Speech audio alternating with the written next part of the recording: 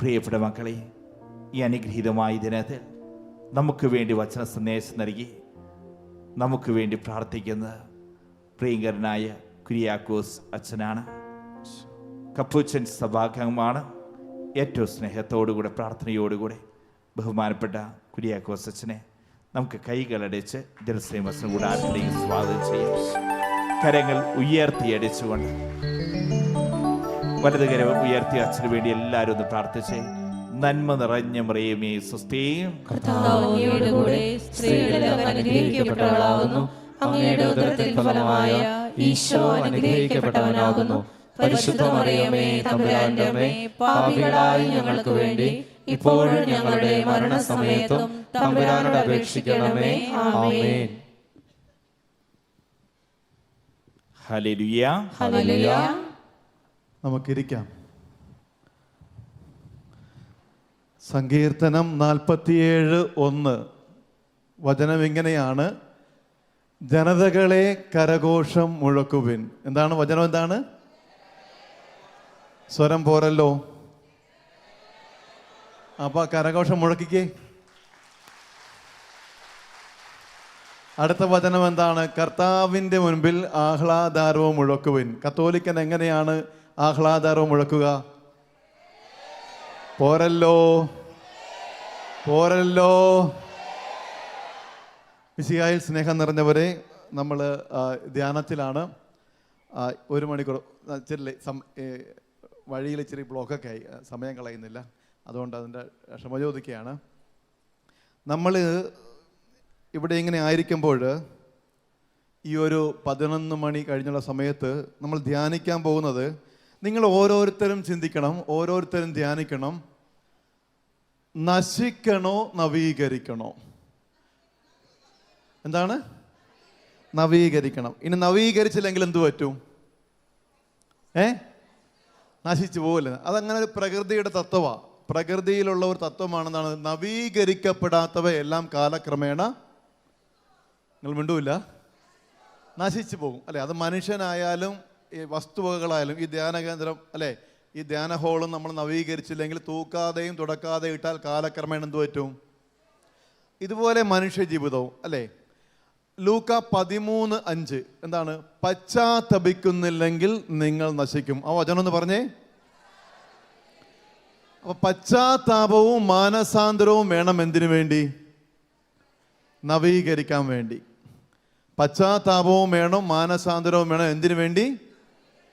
നമ്മൾ ഇന്നിപ്പോൾ ഇവിടെ ഉപസാരിക്കുകയൊക്കെ ചെയ്യുന്നുണ്ട്. കാരണം അവരെന്താ? പശ്ചാത്താപത്തിലൂടെയും മാനസാന്തരത്തിലൂടെയും തങ്ങളെ തന്നെ നവീകരിക്കാൻ നോക്കിയാണ്. കരങ്ങൾ ഉയർത്തി ഹല്ലേലൂയ. 2 കരം ഉയർത്തി ഹല്ലേലൂയ. എല്ലാവരും വിളിച്ചേ ഈശോയേ. പശ്ചാത്താപത്തിലൂടെയും മാനസാന്തരത്തിലൂടെയും നമ്മെ തന്നെ നവീകരിക്കാൻ നമുക്ക് സാധിക്കണം. അങ്ങനെ നവീകരിക്കുമ്പോൾ എന്ത് സംഭവിക്കും? നിങ്ങളെന്ന വിശ്വാസി, നിങ്ങളെന്ന കത്തോലിക്കൻ, നിങ്ങളെന്ന ക്രിസ്ത്യാനി പശ്ചാത്താപത്തിലൂടെയും മാനസാന്തരത്തിലൂടെയും നിങ്ങളുടെ ജീവിതത്തെ നവീകരിക്കുമ്പോൾ കഠിനമായ ഹൃദയം സരളമായ ഹൃദയമായിട്ട് മാറും. കാഠിന്യ ഹൃദയനില്ലേ അല്ലേ? നമ്മളിങ്ങനെ പറയില്ലേ, പാറ പോലെ ഇരിക്കുന്ന മനുഷ്യനാണ് നമ്മളങ്ങനെ പറയില്ലേ? നിങ്ങൾ മിണ്ടൂല്ല, നമ്മളങ്ങനെ പറയില്ലേ, കഠിന ഹൃദയന. അപ്പൊ കഠിനമായ ഹൃദയം സരളമായ ഹൃദയം, മാംസളമുള്ള ഹൃദയമായിട്ട് മാറും. ഇനി എന്തിൻ്റെ വെളിച്ചത്തിൽ നവീകരിക്കണമെന്ന് ചോദ്യമുണ്ട്. സ്നേഹത്തിൻ്റെ നിയമം, ലോ ഓഫ് ലവ്, സ്നേഹത്തിൻ്റെ നിയമമായിരിക്കണം നമ്മളെ നവീകരിക്കാൻ സഹായിക്കേണ്ടത്. സ്നേഹത്തിൻ്റെ നിയമം അതായിരിക്കണം നമ്മളെ നവീകരിക്കാൻ സഹായിക്കേണ്ടത്. അതായത് നിങ്ങളെ നവീകരിക്കാനായിട്ട് പശ്ചാത്താപത്തിലൂടെയും മാനസാന്തരത്തിലൂടെയും നവീകരിക്കുമ്പോൾ നിങ്ങളുടെ മുൻപിൽ വെക്കേണ്ടത് സ്നേഹത്തിൻ്റെ നിയമമായ 10 കൽപ്പനയായിരിക്കണം. ദൈവസ്നേഹമുണ്ട്, പിന്നെന്തുണ്ട്? അതിൽ പരസ്നേഹമുണ്ട്. ഈ കൽപ്പന നിങ്ങളുടെ മുൻപിൽ വെച്ചിട്ട് പശ്ചാത്താപത്തിലൂടെയും മാനസാന്തരത്തിലൂടെയും നിങ്ങളെ തന്നെ നവീകരിക്കാൻ സഹായിക്കണം. ഞാൻ പറയുന്നത് മനസ്സിലാവുന്നുണ്ടോ? പറയുന്നത് മനസ്സിലാവുന്നുണ്ടോ? ഇനി എങ്ങനെ നവീകരിക്കണം? ലൂക്ക 3:5 എങ്ങനെ നവീകരിക്കണം? എന്താണ്? ലൂക്ക 3:5 എന്താണ്? വളഞ്ഞവ നേരെയാക്കണം, കുന്നുകൾ നിരത്തണം, കുഴികൾ നിരത്തണം, പരുപരുത്തവ മൃദുലമാക്കണം. കരങ്ങൾ ഉയർത്തി ഹല്ലേലൂയാ. രണ്ട് കരം ഉയർത്തി ഹല്ലേലൂയാ. എല്ലാരും വിളിച്ചേ ഈശോയേ. അപ്പൊ എന്താണ് ഈ പറഞ്ഞ ഈ വളഞ്ഞവ നേരെ എങ്ങനെ നവീകരിക്കണം? പശ്ചാത്താപത്തിലുള്ള വളഞ്ഞ വഴിയിലൂടെ. ഇപ്പം നിങ്ങൾ വളഞ്ഞ വഴിയിലൂടെ സഞ്ചരിക്കുന്ന ഒരാളാണെങ്കിൽ നിങ്ങൾ നേരായ ദൈവത്തെ വിളിച്ച വിളി കേൾക്കുവോ? നിങ്ങൾ മിണ്ടൂല്ല. നമ്മൾ വളഞ്ഞ വഴിയിലൂടെ സഞ്ചരിക്കുന്നത്, ഇപ്പോൾ ഉദാഹരണത്തിന് ഒരു കുടുംബജീവൻ നയിക്കുന്ന ഒരാളാണ്. അങ്ങനെ വിചാരിച്ചോ, അയാൾക്ക് ഭാര്യയും മക്കളും ഉണ്ട്. എന്താണ്? ഭാര്യയും മക്കളും ഉണ്ട്. ആ ഭാര്യയും മക്കളും ഉണ്ട്, അതോടൊപ്പം തന്നെ വേറൊരാളും ഉണ്ട്. ശരിയാവുമോ? ഇല്ല. ഒരിടത്ത് അഡ്രസ്സും സ്റ്റേ വേറൊരിടത്ത്. ശരിയാവുമോ? ഇല്ല. അപ്പോൾ വളഞ്ഞ വഴിയാണ്. അങ്ങനെ വളഞ്ഞ വഴിയിലൂടെ ഒരാൾ പോവുകയാണെങ്കിൽ അയാൾ നേരെയുള്ള ദൈവത്തെ വന്ന് വിളിച്ചാൽ വിളി കേൾക്കുമോ? ഇല്ല. അപ്പം അതെങ്ങനെ നവീകരിക്കണം? അങ്ങനെ വളഞ്ഞ വഴിയിലൂടെ സഞ്ചരിക്കുന്നുണ്ടെങ്കിൽ നേരെയാക്കണം. വളഞ്ഞവ നേരെയാക്കണം. കുന്നുകൾ നിരത്തണം, കുഴികൾ നിരത്തണം, പരുപരുത്തവ മൃദുലമാക്കണം. ഹല്ലേലൂയാ, ഹല്ലേലൂയാ. ജോയേൽ പ്രവാചകന്റെ പുസ്തകം 2-ാം അധ്യായം 12-ാം തിരുവചനം എന്താണ്? ഇപ്പോഴെങ്കിലും ഉപവാസത്തോടും നെടുവീർപ്പോടും വിലാപത്തോടും പൂർണ്ണ മനസ്സോടുകൂടി എന്നിലേക്ക് തിരിയുവിൻ. നിന്റെ വസ്ത്രമല്ല കീറേണ്ടത്, പിന്നെ എന്താണ് കീറേണ്ടത്? ഹൃദയമാണ് കീറേണ്ടത്.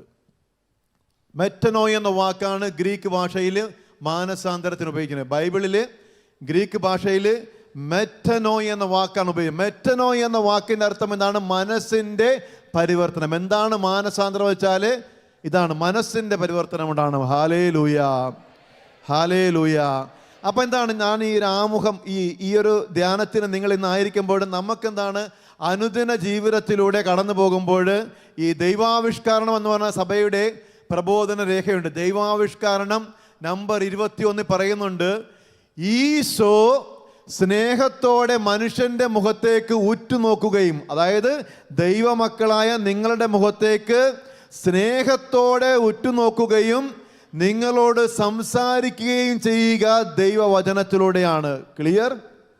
ക്ലിയർ പറഞ്ഞു മനസ്സിലായോ? അതായത് ഈശോ നിങ്ങളുടെ മുഖത്തേക്ക് സ്നേഹത്തോടെ നിങ്ങളിങ്ങനെ ഉറ്റുനോക്കും. സ്നേഹത്തോടെ ഉറ്റുനോക്കുക മാത്രമല്ല, നിങ്ങളോട് സംസാരിക്കുകയും ചെയ്യുക ദൈവവചനത്തിലൂടെയാണ്. അപ്പൊ അങ്ങനെ എന്താണ്? ആ ദൈവവചനം ഇരുതല വാളിനേക്കാൾ മൂർച്ചയേറിയതാണ്. അപ്പൊ ആ വചനം കേൾക്കുമ്പോൾ എന്താണ്, നമുക്കെന്താണ്, ആ വചനം കേട്ടുകൊണ്ട് നമ്മുടെ ജീവിതത്തിൽ പശ്ചാത്താപത്തിലൂടെയും മാനസാന്തരത്തിലൂടെയും നമ്മുടെ ജീവിതത്തിൽ നവീകരണം ഉണ്ടാകണം. ഹല്ലേലൂയാ. രണ്ട് കരം ഉയർത്തി ഹല്ലേലൂയാ. എല്ലാവരും വിളിച്ചേ ഈശോയേ. അതുകൊണ്ട് ഈ ഒരു സമയത്ത് നമ്മൾ ധ്യാനിക്കാൻ പോകുന്നത് നമ്മളും ഈശോയും തമ്മിലുള്ള ബന്ധത്തെക്കുറിച്ചാണ്. ആരും തമ്മിലുള്ള ബന്ധത്തെക്കുറിച്ചാണ്? മിണ്ടുന്നില്ല. നമ്മളും ഈശോയും തമ്മിലുള്ള. അപ്പം എന്ത് ചെയ്യും? മകൻ അപ്പനോട് ചോദിക്കും. ഞാനിച്ചിരി സ്പീഡിൽ പോയാണ്, നമുക്ക് സമയമില്ലാത്തതുകൊണ്ടാണ്. ഞാൻ ഓൾറെഡി ലേറ്റാണ്, ഇത്തിരി സ്പീഡിൽ പോയാണ്. മകൻ അപ്പനോട് ചോദിക്കും, അപ്പ ദൈവം എത്ര വലിയവനാ? ചോദ്യം എന്താണ്? ആരോട് ചോദിക്കുന്നു?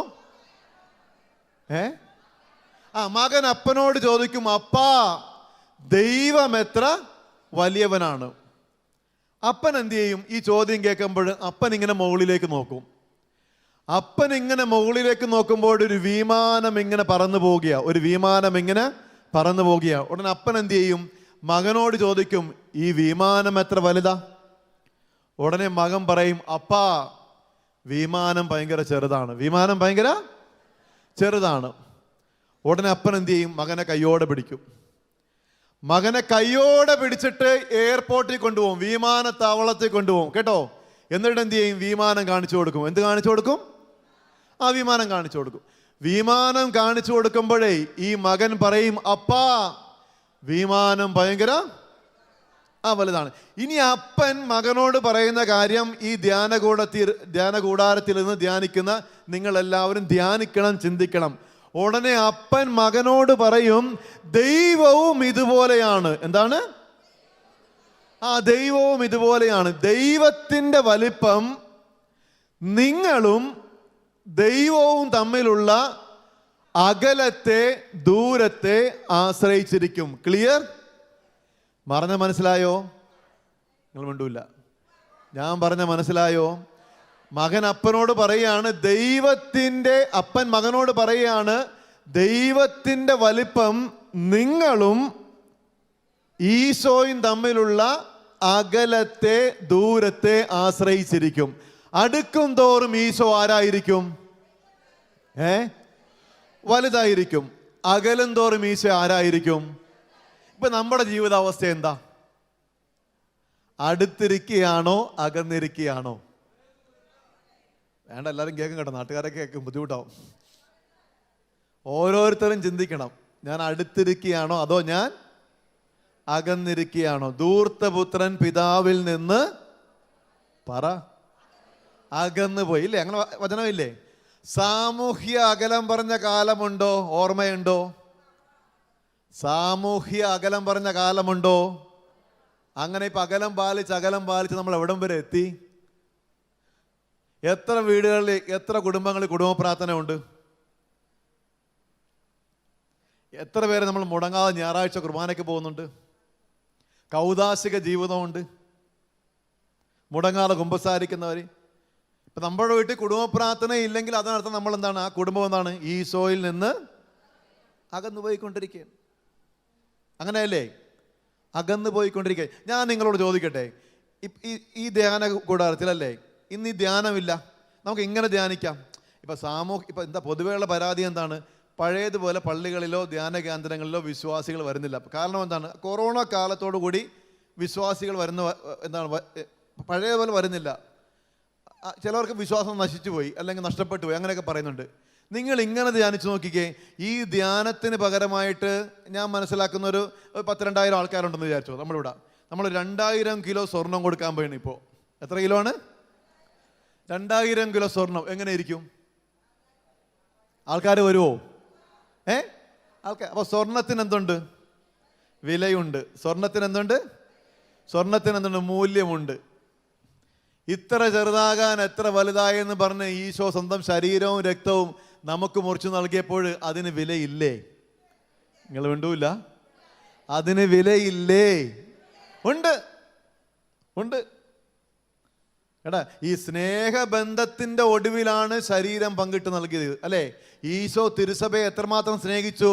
ആ സ്നേഹത്തിന്റെ മൂർത്തിഭാവമാണ് എന്താണ്? ആ സ്നേഹബന്ധത്തിന്റെ ഒടുവിൽ എന്ത് ചെയ്ത് ഈശോ സ്വന്തം ശരീരവും രക്തവും ആർക്കായി പങ്കിട്ട് നൽകി?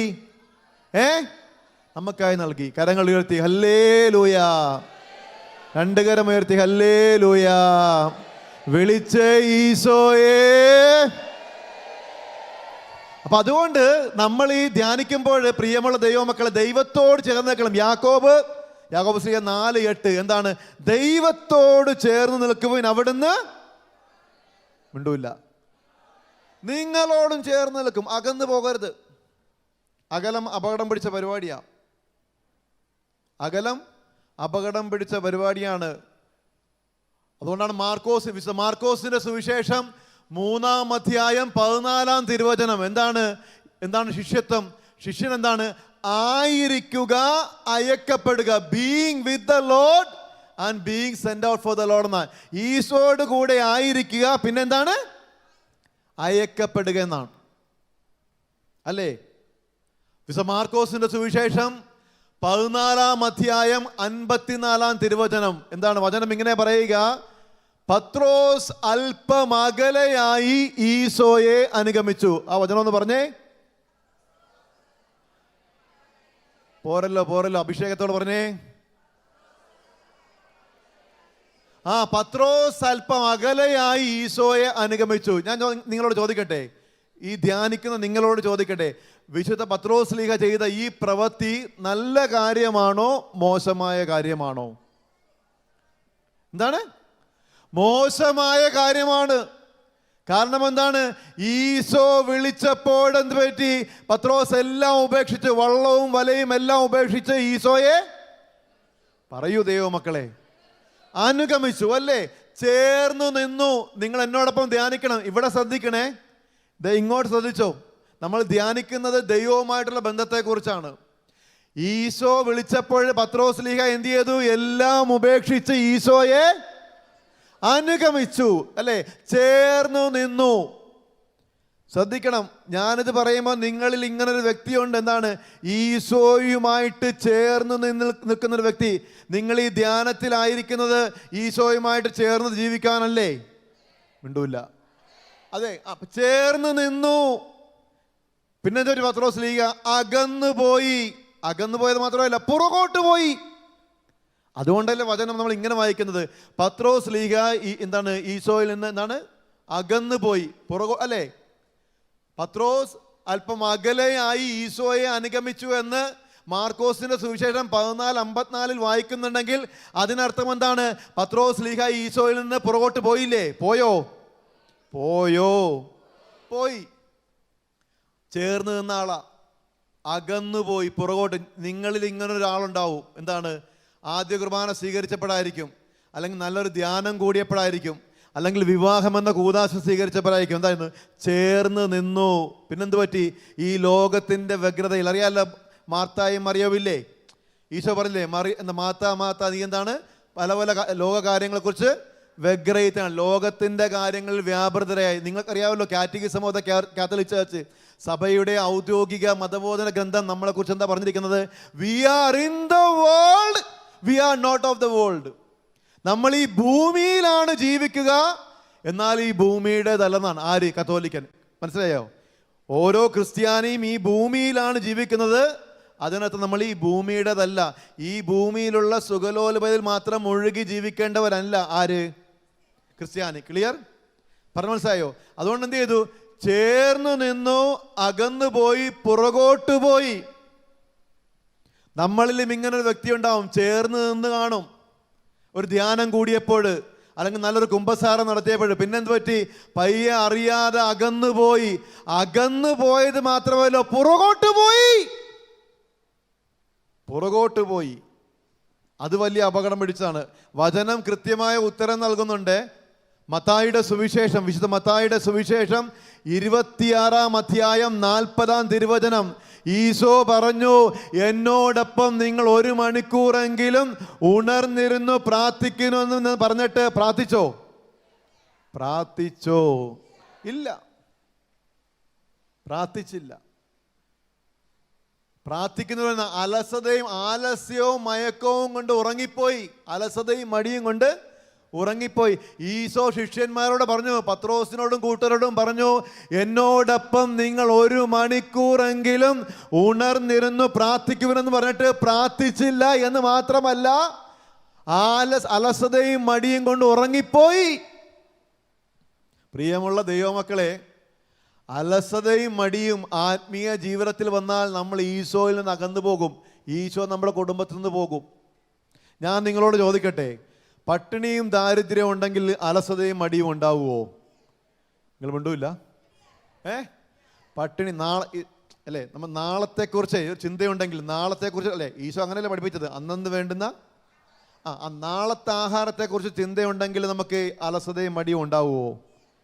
നമുക്കിപ്പം എന്താണ് അത്യാവശ്യം? ഇപ്പം എല്ലാം ഉണ്ട്, നമുക്ക് അത്യാവശ്യം ജീവിക്കുന്ന എല്ലാ സുഖ സൗകര്യങ്ങളുണ്ട്. അതുകൊണ്ട് എന്താണ്? അലസതയും മടിയും ഉണ്ട്. നിങ്ങൾ ഓർത്തോണേ, എന്താണ്?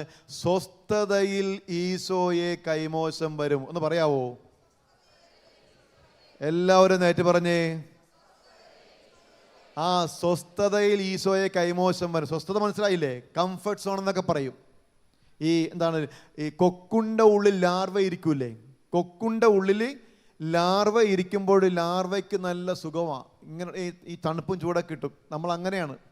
നമ്മളെ ആയുഷ്കാലം കൊണ്ടെന്താണ്, ദൈവം നമുക്ക് വീടും വസ്തുവും സമ്പത്തും മക്കളെല്ലാവരും തരും. അപ്പം നമ്മൾ എന്ത് ചെയ്യും? നമ്മൾ അതിൽ ഇങ്ങനെ അസ്വസ്ഥതയിൽ ജീവിക്കും.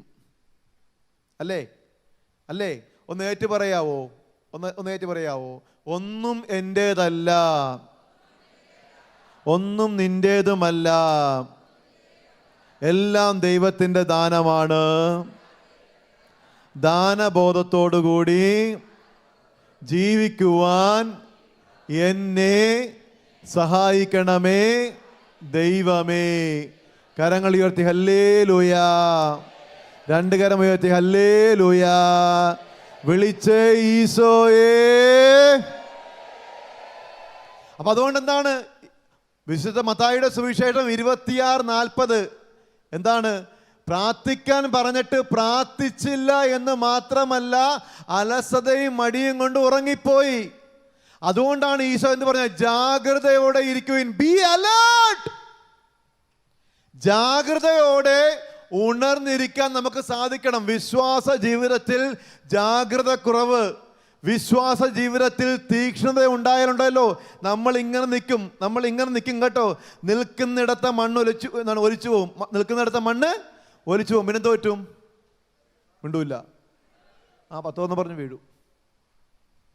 അതുകൊണ്ടാണ് ഉണർന്നിരിക്കുവിൻ, ജാഗ്രതയുടെ ഇരിക്കുവിൻ. 10 കന്യകളുടെ ഉപമ ഓർമ്മയുണ്ടല്ലോ. 10 കന്യകളുടെ ഉപമ ഓർമ്മയില്ലേ? ഈശോ എന്ത് പറഞ്ഞു? എന്തോ വിവേകശൂന്യകളായ 5 കന്യകമാർക്ക് എന്ത് പറ്റി? ഉറങ്ങിപ്പോയി. ആദ്യം ഉറങ്ങിപ്പോയി. ഇന്ന് പല കുടുംബങ്ങളിലുള്ള പ്രശ്നം ഇതാണ് കേട്ടോ. ഈ ഉറക്കം കൂടുതലുണ്ട്, അലസതയും മടിയും ഉണ്ട്, പ്രത്യേകിച്ച് നമ്മുടെ മക്കൾക്ക്. ഈ കുടുംബ പ്രാർത്ഥനയൊക്കെ അങ്ങനെയല്ലേ? ഞാൻ അതിലേക്കാണ് ഡീറ്റെയിൽ ആയിട്ട് പോകണില്ല, നമുക്ക് സമയമില്ലാത്തതുകൊണ്ട്. കുടുംബ പ്രാർത്ഥനയൊക്കെ എന്താണ്, പള്ളിയിൽ സന്ധ്യാമണി അടിക്കുമ്പോൾ കുടുംബ പ്രാർത്ഥന ഉണ്ടാകണം, അല്ല തോന്നണ പോലെ അല്ല. ചില കുടുംബങ്ങളിലൊക്കെ എന്താണ്, പേരിന് വേണ്ടി 10 മണി 9 മണിക്ക് 8 മണിക്കൊക്കെ 8:30 9 മണി അങ്ങനെ പോയി. എന്തിൻ്റെയും നല്ല അംശം കണ്ടെത്തണേ. എന്താണ് എന്തിൻ്റെയും? ചില കാര്യങ്ങൾ മുൻഗണന കൊടുത്തു പോകണം. എന്താണ് ചില കാര്യങ്ങൾ മുൻഗണന കൊടുത്തു പോകണം. കർത്താവിന് കൊടുക്കേണ്ട ഹൃദയം, കർത്താവിന് കൊടുക്കേണ്ട സ്ഥാനം, കർത്താവിന് കൊടുക്കേണ്ട സമയം, കർത്താവിന് കൊടുക്കേണ്ട സ്ഥലം, അതിനും ഇതിനും അവനും ഇവനും കൊടുത്തുകൊണ്ട് മുൻപോട്ട് പോകുമ്പോൾ ബുദ്ധിമുട്ട്.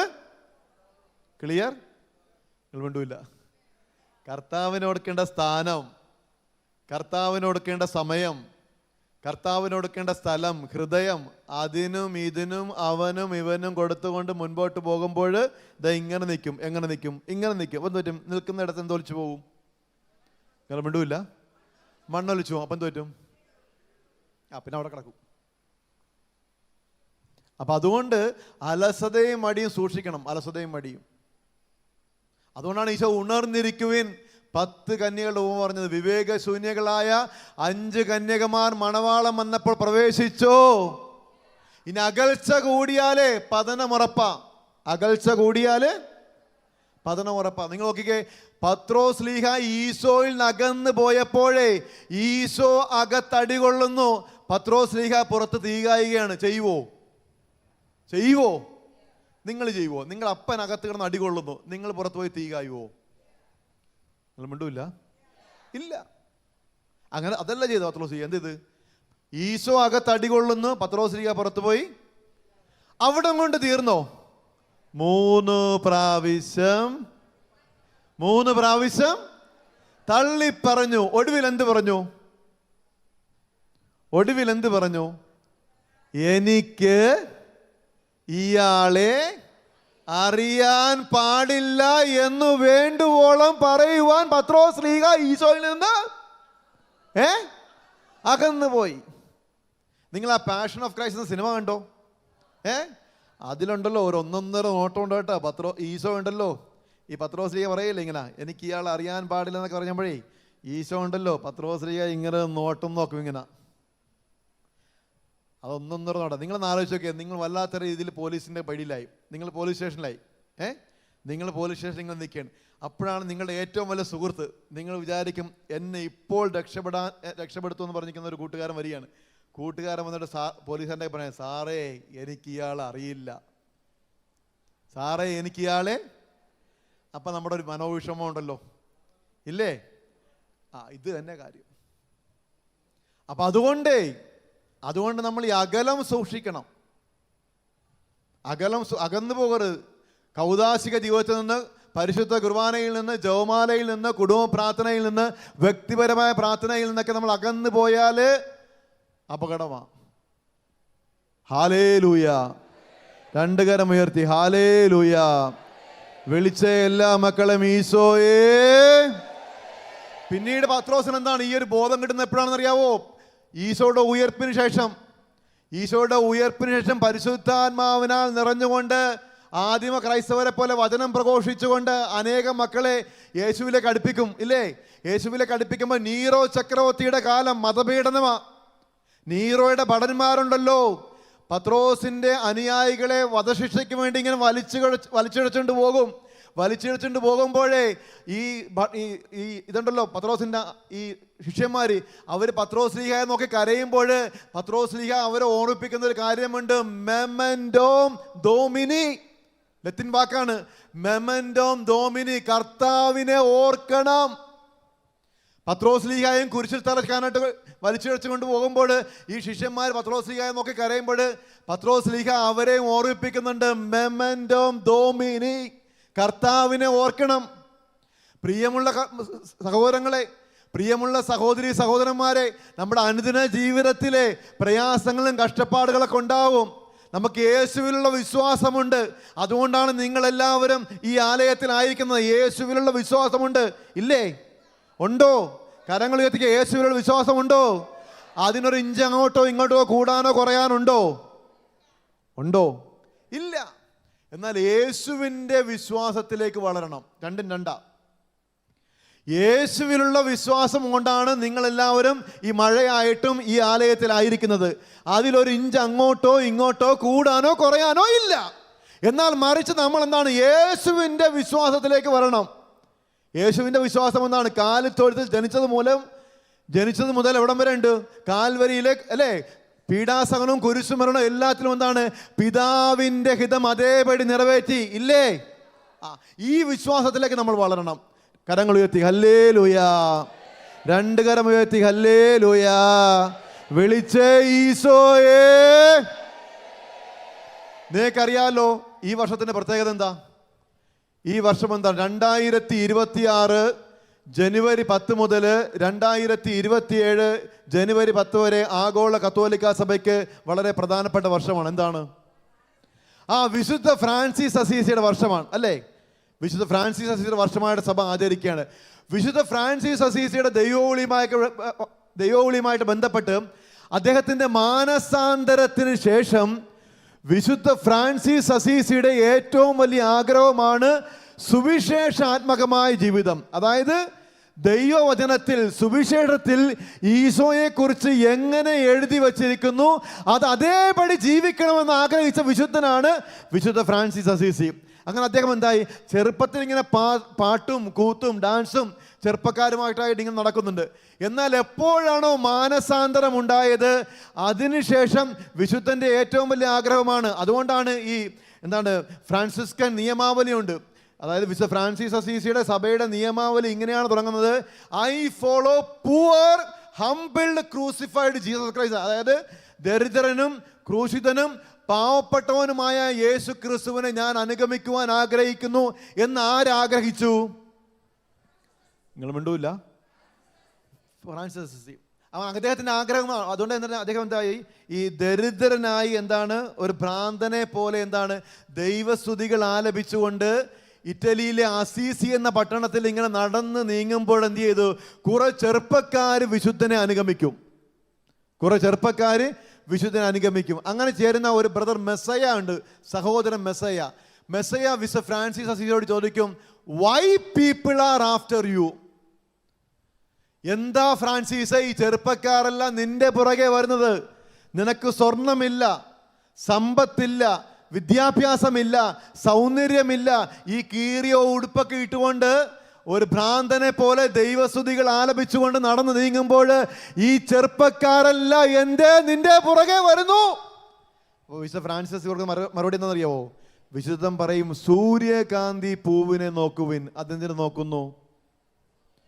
നിങ്ങൾ മിണ്ടൂല്ല. സൂര്യകാന്തി പൂവ് എന്തിനു ചെയ്യുന്നു? മനോഹരമായ പാട്ടുണ്ടല്ലോ, അറിയില്ല നിനക്ക്? അറിയാവോ പാട്ട്?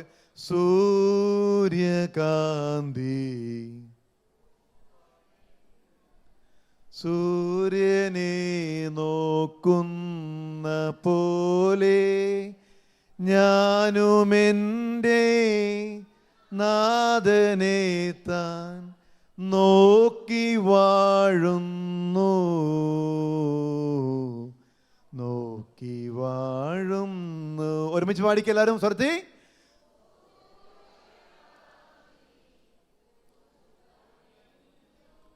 സൂര്യനെ നോക്കുന്ന പോലെ ഞാനുമെൻ്റെ നോക്കി വാഴുന്നു. സൂര്യകാന്തി പൂവ് സൂര്യനെ നോക്കുന്ന പോലെ ഞാൻ എൻ്റെ ദൈവത്തെ. അപ്പൊ നമ്മൾ എങ്ങനെ ആയിരിക്കണം? ഇതുപോലെ നോക്കണം. മനസ്സിലായോ? അന്നേരം വിശുദ്ധൻ കൂട്ടിച്ചേർക്കും, ദൈവമെന്ന കാന്തത്താൽ ആകർഷിക്കപ്പെട്ടുകൊണ്ടിരിക്കുന്ന ഇരുമ്പ് ദണ്ഡു മാത്രമാണ് ഞാൻ. എന്താണ്? നിങ്ങളിവിടെ ശ്രദ്ധിക്കുന്നില്ല. ദൈവമെന്ന കാന്തത്താൽ ആകർഷിക്കപ്പെട്ടുകൊണ്ടിരിക്കുന്ന ഇരുമ്പ് ദണ്ഡു മാത്രമാണ് ഞാൻ. ആര് പ്രാർത്ഥിച്ചതാണ്? വിശുദ്ധ ഫ്രാൻസിസ് പറഞ്ഞതാണ്. ഞാൻ നിങ്ങളോട് ചോദിക്കട്ടെ, ഇന്ന് നിങ്ങൾ ഈ ധ്യാന കേന്ദ്രത്തിലേക്ക് വന്നപ്പോൾ ആരാൽ ആകർഷിക്കപ്പെട്ടുകൊണ്ടാണ് വന്നത്? ഉണ്ടൂല്ല? ഈശോയിൽ ആകർഷിക്കപ്പെട്ടുകൊണ്ടാണോ? കരങ്ങളടിച്ച് കർത്താവിനെ മഹത്വപ്പെടുത്തിക്കേ. കരങ്ങളടിച്ച്.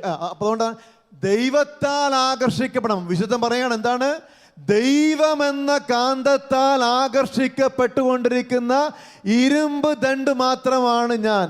നിങ്ങൾ ഈ ധ്യാന കേന്ദ്രത്തിൽ ഇരിക്കുമ്പോൾ നിങ്ങൾ ഓരോരുത്തരും നിങ്ങളോട് ചോദിക്കണം, ആരാൽ ആകർഷിക്കപ്പെട്ടുകൊണ്ടാണ് ഞാൻ ജീവിക്കുന്നത്? ഈശോ എന്ന ഒറ്റ വാക്കിൽ പറയാൻ സാധിക്കണം. ഈശോ എന്ന ഒറ്റ വാക്കിൽ. ഈ അടുത്ത കാലത്ത് ഞാനൊരു ധ്യാനം നടത്തിക്കൊണ്ടിരിക്കുമ്പോൾ ഒരു പയ്യൻ എൻ്റെ പറഞ്ഞാണ്. അവൻ പറയുന്നതാണ്, അവൻ്റെ ഇടവക ദേവാലയത്തിൽ പോകും കുർബാനയ്ക്ക്, എല്ലാ ദിവസവും പോകും. പക്ഷെ അവൻ ഇടവക ദേവാലയത്തിൽ കുർബാനയ്ക്ക് പോകുന്നത് ഈശോയെ കാണാൻ വേണ്ടിയല്ല, വേറെ ഒരു പെങ്കൊച്ചിനെ കാണാൻ വേണ്ടി പോയി. ആരെ കാണാൻ വേണ്ടി? ഇവൻ സ്നേഹിക്കുന്ന പെങ്കൊച്ചിനെ കാണാൻ വേണ്ടിയാണ് എവിടെ പോകുന്നത്? ആ പള്ളിയിൽ പോകുന്നത്. ശരിയാവുമോ? ശരിയാണോ? ഇല്ല. ജെറമിയ പ്രവാചകന്റെ പുസ്തകം 17-ാം അധ്യായം 7-8 തിരുവചനം. ജെറമിയ പ്രവാചകന്റെ പുസ്തകം 17-ാം അധ്യായം 7-8 തിരുവചനം ദൈവത്തിൽ ആശ്രയിക്കുന്നവനെ കുറിച്ചാണ്. എന്താണ്? ആറ്റുതീരത്ത് നട്ട മരം പോലെയാണ് ദൈവത്തോട് ആലോചന നടത്തുന്നത്, ദൈവത്താൽ ആകർഷിക്കപ്പെടുന്നത്. അല്ലെങ്കിൽ ദൈവത്തിൽ ആശ്രയിക്കുന്നവൻ എങ്ങനെയാണ്? ആറ്റുതീരത്ത് നട്ട മരം പോലെയാണ്. അതിൻ്റെ വേരുകൾ എങ്ങോട്ടാണ്? അതിൻ്റെ വേരുകൾ വെള്ളത്തിലേക്കാണ്, അല്ലേ? അതിന് വേനൽക്കാലത്തെയോ വരൾച്ചയെ കുറിച്ച് ഉത്കണ്ഠയോ ആശങ്കയോ ഉണ്ടോ? ഇല്ല. അതിൻ്റെ ഇലകൾ എപ്പോഴും എന്തായിരിക്കും? പച്ചയായിരിക്കും. അതിലെപ്പോഴും ഫലങ്ങൾ ഉണ്ടായിരിക്കും. നമ്മൾ അങ്ങനെയാണോ? നമ്മൾ ആറ്റുതീരത്ത് നട്ട മരം പോലെയാണോ അതോ മരുഭൂമിയിൽ നട്ട മരം പോലെയാണോ? നിങ്ങൾ മിണ്ടൂല്ല. ഈ പൂർവ്വപിതാവ് യൗസേപ്പിതാവില്ലേ? പൂർവ്വപിതാവ് യൗസേപ്പിതാവ് ദൈവാശ്രയ ബോധമുണ്ടായ മനുഷ്യനാ. അതുകൊണ്ട് വചനം ഇങ്ങനെ പറയുന്നുണ്ട്, പൂർവ്വപിതാവ് യൗസേപ്പിതാവ് എന്താണ്? ദൈവത്തിൽ ആശ്രയിച്ചുകൊണ്ട് ഉണങ്ങിയ മരത്തെ സ്പർശിച്ചു, അത് തളിർത്ത്. മിണ്ടൂല്ല. അത് തളിർത്ത് പൂത്തു. നമ്മളോ? നമ്മളിൽ ആശ്രയിച്ചുകൊണ്ട് എവിടെയെല്ലാം കൈവെക്കുന്നു അതെല്ലാം കരിഞ്ഞുകൊണ്ടേയിരിക്കുന്നു. അതുകൊണ്ട് ഇപ്പോഴും അയ്യോ പത്തോ എന്നടിയ. ബിസിനസ് ആയിക്കൊള്ളട്ടെ, കൃഷി ആയിട്ടുള്ള എവിടെയെല്ലാം നമ്മളിൽ ഞാനെന്ന ഭാവം ഉണ്ടല്ലോ, അങ്ങനല്ലേ? ഞാനെന്ന ഭാവം ഉണ്ടല്ലോ, അല്ലേ? ഈ വിശുദ്ധ സ്കൊളാസ്റ്റിക്ക പറയുന്നൊരു കാര്യമുണ്ട്, ഒന്നും എൻ്റേതുമല്ല നിൻ്റേതുമല്ല, പിന്നെ ആരുടേതാണ്? ദൈവത്തിൻ്റെതാണ്. കരങ്ങളടിച്ച് കർത്താവിനെ മഹത്വപ്പെടുത്തിക്കേ. അതുകൊണ്ട് അങ്ങനെ ജീവിക്കണേ. നമ്മൾ കെയർ ടേക്കേഴ്സാ. കേട്ടാ? ജോബ് പ്രാർത്ഥിച്ച പോലെയൊക്കെ നമ്മൾ പ്രാർത്ഥിക്കാൻ പറ്റണം. ഒന്നും നമ്മുടെ ഒന്നുമല്ല, എല്ലാം ദാനമാണ്, അല്ലേ? ഒന്നുമല്ലാത്തവരാണ്, ഒന്നുമില്ലാത്തവരാണ്, എല്ലാം ദാനമാണ്. ദാനബോധത്തോടുകൂടി നമ്മൾ അഹങ്കരിക്കാവോ? മിണ്ടൂല. അഹങ്കരിക്കാവോ? ഇല്ല, അഹങ്കരിക്കരുത്. അതുകൊണ്ട് ദൈവാശ്രയ ബോധത്തിൽ ജീവിക്കണം, ദൈവത്തോട് ചേർന്ന് നിൽക്കണം. യോഹന്നാന്റെ സുവിശേഷം 15-ാം അധ്യായം 5-ാം തിരുവചനം എന്താണ്? ഞാൻ മുന്തിരി ചെടിയും നിങ്ങൾ ശാഖകളുമാണ്. ആരെന്നിലും ഞാൻ അവനിലും വസിക്കുന്നു, അവൻ ധാരാളം. എന്നെ കൂടാതെ നിങ്ങൾക്കൊന്നും ചെയ്യാൻ സാധിക്കേല. സാധിക്കുമോ? ഇല്ല, സാധിക്കൂല. പരിശുദ്ധ കന്യാമറിയത്തിന്റെ പ്രാർത്ഥന എങ്ങനെയാ? അമ്മ മാതാവ് എങ്ങനെ പ്രാർത്ഥിച്ചത്? ഇതാ കർത്താവിൻ്റെ ദാസി, നിന്റെ വചനം പോലെ എന്നിൽ സംഭവിക്കട്ടെ. അല്ലേ? മറിയം എങ്ങനെ പ്രാർത്ഥിച്ചോ? ഇതാ കർത്താവിൻ്റെ ദാസി, എൻ്റെ വചനം പോലെ എന്നിൽ സംഭവിക്കട്ടെ എന്ന് ഇല്ല പ്രാർത്ഥിച്ചോ? ഇല്ല. മറിയത്തിനറിയാം എൻ്റെ ഇഷ്ടത്തിനനുസരിച്ചല്ല. ശ്രദ്ധിക്കണം, ഞാൻ ഈ പറയുന്നത് ശ്രദ്ധിക്കണം എല്ലാവരും. മറിയത്തിനറിയാം, പരിശുദ്ധ കന്യകാ മറിയത്തിനറിയാം, എൻ്റെ ഇഷ്ടത്തിനനുസരിച്ചല്ല, എൻ്റെ ആവശ്യത്തിനനുസരിച്ച് ദൈവം കാര്യങ്ങൾ ക്രമീകരിക്കുമെന്ന് അറിയാവുന്ന മറിയത്തിൻ്റെ പ്രാർത്ഥനയാണ് ഇതാ കർത്താവിൻ്റെ ദാസി, നിന്റെ വചനം പോലെ എന്നിൽ. അപ്പൊ ഇഷ്ടവുമുണ്ട് ആവശ്യവുമുണ്ട്. എന്താണ്? ഇഷ്ടവുമുണ്ട് ആവശ്യമുണ്ട്. ഇപ്പൊ നിങ്ങൾ ഈ ആലയത്തിലേക്ക് വന്നത് നിങ്ങളുടെ ആവശ്യവും ഇഷ്ടവും ഒക്കെ ആയിട്ടാ അല്ലേ? എന്താണ് നമുക്ക് നമ്മുടെ ആവശ്യം? നിങ്ങൾ പറഞ്ഞേ. 3 നേരത്തെ ആഹാരം ആവശ്യമല്ലേ? മിണ്ടൂല്ല. അതെ. സ്നേഹിക്കുന്ന ഭാര്യ, ഭർത്താവ്, മക്കള് ആവശ്യമല്ലേ? കയറി കിടക്കാനൊരു കൂര ആവശ്യമല്ലേ? ഇത്രയും പോരെ? പോരാ? നമുക്ക് ഇത്രയും പോരാ അല്ലേ? നമുക്കിന്ന് ആവശ്യമല്ല, നമുക്കിന്ന് ഇഷ്ടങ്ങളാ. ഇഷ്ടങ്ങളോ അല്ല, ചിലർക്ക് എന്താണ്? അത്യാഗ്രഹമാ. ഇപ്പൊ നിങ്ങൾ ഈ ആലയത്തിൽ വന്നിട്ട് എന്താണ്? അയൽവക്കത്തിലെ ചേട്ടൻ എന്താണ് 2 നില വെച്ചു. അയൽവക്കത്തെ ചേട്ടൻ 2 നില വീട്. അപ്പൊ നമുക്ക് എത്ര വെക്കണം? നിങ്ങൾ പറ, നമുക്ക് എത്ര വെക്കണം? ആ പ്രാർത്ഥനയുമായിട്ട് വന്നവിടെ ശരിയാവുമോ? ഇല്ല. നിന്റെ ആവശ്യം നേരത്തെ നീ വിളിച്ചോ? വിളി കേൾക്കും. പിന്നെ വിളിക്കുമ്പോൾ വേറെ പ്രശ്നമുണ്ട്. ഈ പോലീസ് സ്റ്റേഷനിൽ പോയിട്ട് കള്ളൻ പോയി നിൽക്കൂലേ? അങ്ങനെ വിളിക്കരുത്. പോലീസ് സ്റ്റേഷനിൽ പോയിട്ട് കള്ളൻ എങ്ങനെ നിൽക്കും? നിങ്ങൾ മിണ്ടൂല്ല. നിങ്ങളിത് കണ്ടിട്ടില്ല? പോലീസും കള്ളനും ഹലോ ഇവിടെ ശ്രദ്ധിക്കുക. പോലീസും കള്ളനും പോലീസ് സ്റ്റേഷനിൽ കള്ളൻ പോയി നിൽക്കൂലേ? എങ്ങനെ നിൽക്കും? ചില കത്തോലിക്കർ ഇങ്ങനെയാണ്. ദേവാലയത്തിൽ വേണ്ടി ഈശോയുടെ മുഖത്തോട് ഇങ്ങനെ നിൽക്കും. കാര്യം അറിയാവോ? ഇവന് ആത്മവിശ്വാസം ഇല്ലേ? കാര്യം അങ്ങനെ ജീവിക്കുന്നത്. ഉള്ള കൊള്ളരുതായ്മ എല്ലാം ചെയ്യും, ഉള്ള വള്ളിക്കെട്ടിലെല്ലാം പോയി തൂങ്ങും. പറഞ്ഞ മനസ്സിലായില്ലേ? ഈശോ പറഞ്ഞൊരു കാര്യമുണ്ടല്ലോ, എൻ്റെ രാജ്യവും എൻ്റെ നീതിയും അന്വേഷിക്കുക, ബാക്കിയുള്ളതെല്ലാം ഇത് ഭയങ്കര ഇമ്പോർട്ടൻ്റ് ആണ്. ഇപ്പം നമ്മൾ ജീവിക്കുന്ന ഏത് രാജ്യത്താ? ഇന്ത്യ എന്ന രാജ്യമാണ് അല്ലയോ? അപ്പം ഇന്ത്യ എന്ന രാജ്യം 1947 സ്വാതന്ത്ര്യം കിട്ടി. അങ്ങനെ 47 സ്വാതന്ത്ര്യം കിട്ടിയെന്ന് പറഞ്ഞാൽ തോന്നിയതുപോലെ ജീവിക്കാവോ? നിങ്ങൾ വിചാരിക്കണം 47 സ്വാതന്ത്ര്യം കിട്ടി, അതുകൊണ്ട് ഞാൻ എന്ത് ചെയ്യും? റോഡിൻ്റെ നടുക്കൂടെ നടക്കും. അപ്പം എന്ത് പറ്റും? പോലീസുകാരെ പിടിച്ചവിടെ ഇടും, കൊണ്ടുപോയിടും, ജയിലിൽ കൊണ്ടിടും ഇല്ലേ? അപ്പം ഈ രാജ്യത്തിന് ചട്ടങ്ങളും നിയമങ്ങളുണ്ട്, ഉണ്ടോ? അതുപോലെ ദൈവരാജ്യത്തിനും ചട്ടങ്ങളും നിയമങ്ങളുണ്ട് ഇല്ലേ? ഉണ്ട്. അത് നമ്മൾ പാലിക്കണം. ദൈവരാജ്യത്തിൻ്റെ ചട്ടങ്ങളും നിയമങ്ങളും ഒക്കെയാണ് എന്താണ്? ഈ 10 കൽപ്പന, തിരുസഭയുടെ കൽപ്പന, കൗദാശിക ജീവിതം. കേട്ടോ? നിങ്ങൾ മിണ്ടൂല്ല. അത് പാലിക്കണം. അതുകൊണ്ട് എൻ്റെ രാജ്യത്തിൻ്റെ ചട്ടങ്ങളും നിയമങ്ങളും നമ്മൾ പാലിക്കണം. പിന്നെന്താണ്? എൻ്റെ രാജ്യവും പിന്നെ എൻ്റെ നീതിയും. ദൈവനീതിക്കെതിരെ ഒന്നും അനീതി കാണിക്കരുത്. ദൈവത്തിൻ്റെ നീതി ഉണ്ടല്ലോ, ഓർമ്മയില്ല? എന്താണ്? എനിക്ക് വിശന്നു, മിണ്ടൂല്ല, എനിക്ക് വിശന്നു, നിങ്ങൾ എനിക്ക് ഭക്ഷണം നൽകി. എനിക്ക് ദാഹിച്ചു, കുടിക്കാൻ നൽകി. ഞാൻ പരദേശിയായിരുന്നു, നിങ്ങൾ എന്നെ സ്വീകരിച്ചു. ഞാൻ കാരാഗ്രഹത്തിലായിരുന്നു, നിങ്ങൾ എന്നെ സന്ദർശിച്ചു ഇല്ലേ? എനിക്ക് വസ്ത്രമില്ലായിരുന്നു, നിങ്ങൾ എന്നെ ഉടുപ്പിച്ചു അല്ലേ? അപ്പൊ ചോദിക്കും അയാൾ, കർത്താവേ, നിന്നെ ഞങ്ങൾ എപ്പോഴാണോ വിശക്കുന്നവനായും ദാഹിക്കുന്നവനായും പരദേശിയായി കണ്ടത്? അപ്പൊ ഈശോ പറഞ്ഞൊരു വചനമില്ല, എന്താണ്? ഈ ചെറിയ ഒരുവന് നിങ്ങൾ ഇതെല്ലാം ചെയ്തു കൊടുത്തപ്പോഴെല്ലാം എനിക്ക് തന്നെയാണ് ചെയ്തത്. കരങ്ങൾ ഉയർത്തി ഹല്ലേലൂയാ. 2 കരം ഉയർത്തി ഹല്ലേലൂയാ. വിളിച്ചേ ഈശോയേ. അപ്പൊ അതുകൊണ്ട് ദൈവമുള്ള ദൈവമക്കളെ, ദൈവരാജ്യത്തിനെതിരെയും ദൈവത്തിന്റെ നീതിക്കെതിരെയും ഒന്നും പ്രവർത്തിക്കരുത്. ഒന്നും പ്രവർത്തിക്കരുത്. ചേർന്ന് നിൽക്കണം ഈശോയോട് ചേർന്നുള്ള ജീവിതമായിരിക്കണം. അങ്ങനെ ജീവിക്കാം. ഇനി ഈശോ പ്രാർത്ഥിച്ചത് എങ്ങനെയാണ്? പരിശുദ്ധ കന്യകാമറിയത്തിന്റെ പ്രാർത്ഥനയാണ്, ഇതാ കർത്താവിന്റെ ദാസി, നിന്റെ വചനം പോലെ എന്നിൽ. അതിന് ഈശോ എങ്ങനെ പ്രാർത്ഥിച്ചു? പിതാവേ, കഴിയുമെങ്കിൽ ഈ പാനപാത്രം എന്നിൽ നകത്തും, എന്നാലും എൻ്റെ ഹിതമല്ല അവിടുത്തെ ഹിതം നിറയട്ടെ അല്ലേ? ഇനി ഈശോ 3.5 വർഷക്കാലം ജീവിച്ചില്ലേ പരസ്യ ജീവിതം? അപ്പോഴും ആരുടെ ഇഷ്ടമാണ് ഈശോ നിറവേറ്റിയത്? പിതാവിൻ്റെ ഇഷ്ടം.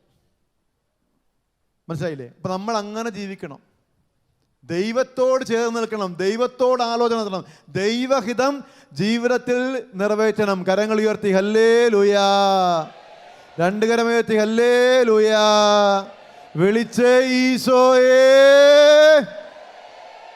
അങ്ങനെ ദൈവത്തോട് ചേർന്ന് നിൽക്കണം നമ്മുടെ ജീവിതം. ദൈവം കൂടെ ഉള്ളപ്പോഴേ നമ്മുടെ പ്രശ്നം ചെറുതാകൂല. ശ്രദ്ധിച്ച് കേട്ടോണം, ദൈവം കൂടെ ഉള്ളപ്പോൾ നമ്മുടെ പ്രശ്നം ചെറുതാകൂല. എന്നാൽ ദൈവം നമ്മളെ ഇങ്ങനെ താങ്ങി നിർത്തും, അല്ലെങ്കിൽ ദൈവം നമ്മളെ ഇങ്ങനെ ഉയർത്തിപ്പിടിക്കും. ദൈവം മോശയെ വിളിക്കുന്നില്ലേ? വിളിക്കുന്നുണ്ടോ? വിളിക്കുന്നുണ്ട്. മോശയെ ദൈവം വിളിക്കുമ്പോൾ മോശയുടെ പ്രശ്നം എന്താ? നിങ്ങൾ മിണ്ടൂല. വിക്കനാണ്, സംസാര പാഠവുമില്ല, ഇല്ലേ? സംസാര പാഠവുമില്ല. അതാര് പറയുന്നു? മോശ പറയുന്നു, അല്ലേ? ആ സംസാര പാഠം അല്ല, ഞാൻ വിക്കനാണെന്ന് പറയുന്നു. അത് നിലനിൽക്കുക തന്നെയല്ലേ? ദൈവം മോശയെ ഇങ്ങനെ എടുത്ത് ഉയർത്തിയില്ലേ? എന്നിട്ട് എന്ത് ചെയ്തു? ഇസ്രായേൽ ജനത്തെ നയിക്കാനായിട്ട് ദൈവം മോശയെ പാകപ്പെടുത്തിയില്ലേ?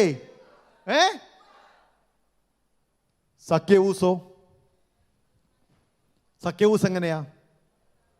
എനിക്ക് നിങ്ങളോടെ ഈ ധ്യാന ഹാളിൽ ഇരുന്നോണ്ട് എനിക്ക് നിങ്ങളോട് പറയാം, നിങ്ങൾ സഖ്യവൂസിനെ പോലെ പ്രാർത്ഥിക്കണം, പരിശ്രമിക്കണം. ചില കത്തോലിക്കലുണ്ട്, ഈ ആൾക്കൂട്ടത്തെ കൊണ്ട് പാത്തിരിക്കും, പതുങ്ങിയിരിക്കും. സഖ്യവൂസിന് വേണമെങ്കിൽ എന്താണ്? ഈശോയ്ക്ക് ചുറ്റും വലിയൊരു ജനാവലിയുണ്ട്, വലിയൊരു കൂട്ടമുണ്ട്, ഇല്ലേ?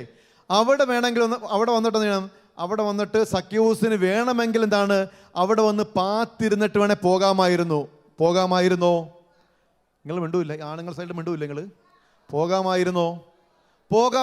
എന്നാൽ സഖ്യവൂസ് എന്ത് ചെയ്തു? സഖ്യവൂസ് ആഗ്രഹിച്ചു. എന്ത് ചെയ്തു? ഈ ഒരു ആഗ്രഹം ഉണ്ടാകണം. ആഗ്രഹം മാത്രമല്ല, പിന്നെ എന്ത് ചെയ്തു? പരിശ്രമിച്ചു. പിന്നെ എന്ത് ചെയ്ത്? അപ്പൊ എന്ത് ചെയ്ത്? ആഗ്രഹിച്ചു. ഈശോയെ കാണാൻ സഖ്യവൂസ് ആഗ്രഹിച്ചു, പിന്നീട് പരിശ്രമിച്ചപ്പോ എവിടെ പോയി കയറി? സിക്കമ്മൂർ മരത്തിൽ കയറി. ആഗ്രഹിച്ചു, പരിശ്രമിച്ചു, സിക്കമ്മൂർ മരത്തിൽ കയറിയപ്പോൾ ഈശോ ആരെ കണ്ടു? സഖ്യവൂസിനെ കണ്ടു. സഖ്യവൂസിനെ കണ്ടത് മാത്രമല്ലല്ലോ, സഖ്യവൂസിനോടൊപ്പം എങ്ങോട്ടേക്ക് പോയി? അവന്റെ കുടുംബത്തിലേക്ക് പോയി, ഭവനത്തിലേക്ക് പോയി. അവനും അവന്റെ കുടുംബവും രക്ഷ. കരങ്ങളടിച്ച് കർത്താവ് നന്ദി പറഞ്ഞേ. എന്നിട്ടും സഖ്യവൂസിന്റെ പ്രശ്നമായ പൊക്കക്കുറവ് മാറിയോ? ഇല്ല. ഞാനത് പറയേണ്ട ആവശ്യമില്ലല്ലോ. പലവിധ പ്രശ്നങ്ങളും നമ്മൾ കടന്നു പോകുന്നുണ്ട്, ഇല്ലേ? ഈ കൂട്ടത്തിൽ സാമ്പത്തിക ബുദ്ധിമുട്ട് അനുഭവിക്കുന്നവരില്ലേ? കടങ്ങളുണ്ട്, രോഗങ്ങളില്ലേ? എന്നിട്ട് നമ്മൾ വീണോ? അതിനർത്ഥമുണ്ടല്ലോ, ഇമ്മാനുവൽ, കൂടെ വസിക്കുന്ന ദൈവം നമ്മുടെ കൂടെയുണ്ട്, നിന്നെ ഇങ്ങനെ താങ്ങി നിർത്തുന്നുണ്ട്. ദൈവം നിന്നെ താങ്ങി നിർത്തുന്നുണ്ട്. അപ്പൊ ആ ദൈവത്തിന് നന്ദി പറയണം. നന്ദി പറയണ്ടേ? രണ്ട് കരമുയർത്തി വിളിച്ചേ. ആ ദൈവത്തെ വിളിക്കണം മക്കളെ. ആ ദൈവം നിന്റെ കൂടെ ഉണ്ടാവും. ജീവിക്കുന്ന ദൈവമാണ്. നമുക്കറിയാലോ, എന്താണ് ഈ ഉയർപ്പ് രാവിലെ ഈശോയുടെ കല്ലറയിലേക്ക് പോകുന്ന മഗ്ദലന മറിയത്തോടും മറ്റു സ്ത്രീകളോടും പറയുന്നില്ല, എന്താണ്? ദൈവദൂതൻ പറയുന്നില്ല, ജീവിച്ചിരിക്കുന്നവനെ എന്തിന് നിങ്ങൾ മരിച്ചവരുടെ ഇടയിൽ അന്വേഷിക്കുന്നു? അപ്പൊ നമ്മൾ ആരല്ല വിശ്വസിക്കുന്നത്? പറ. നമ്മുടെ വിശ്വാസം എന്താണ്? ജീവിക്കുന്ന ദൈവമാണ്.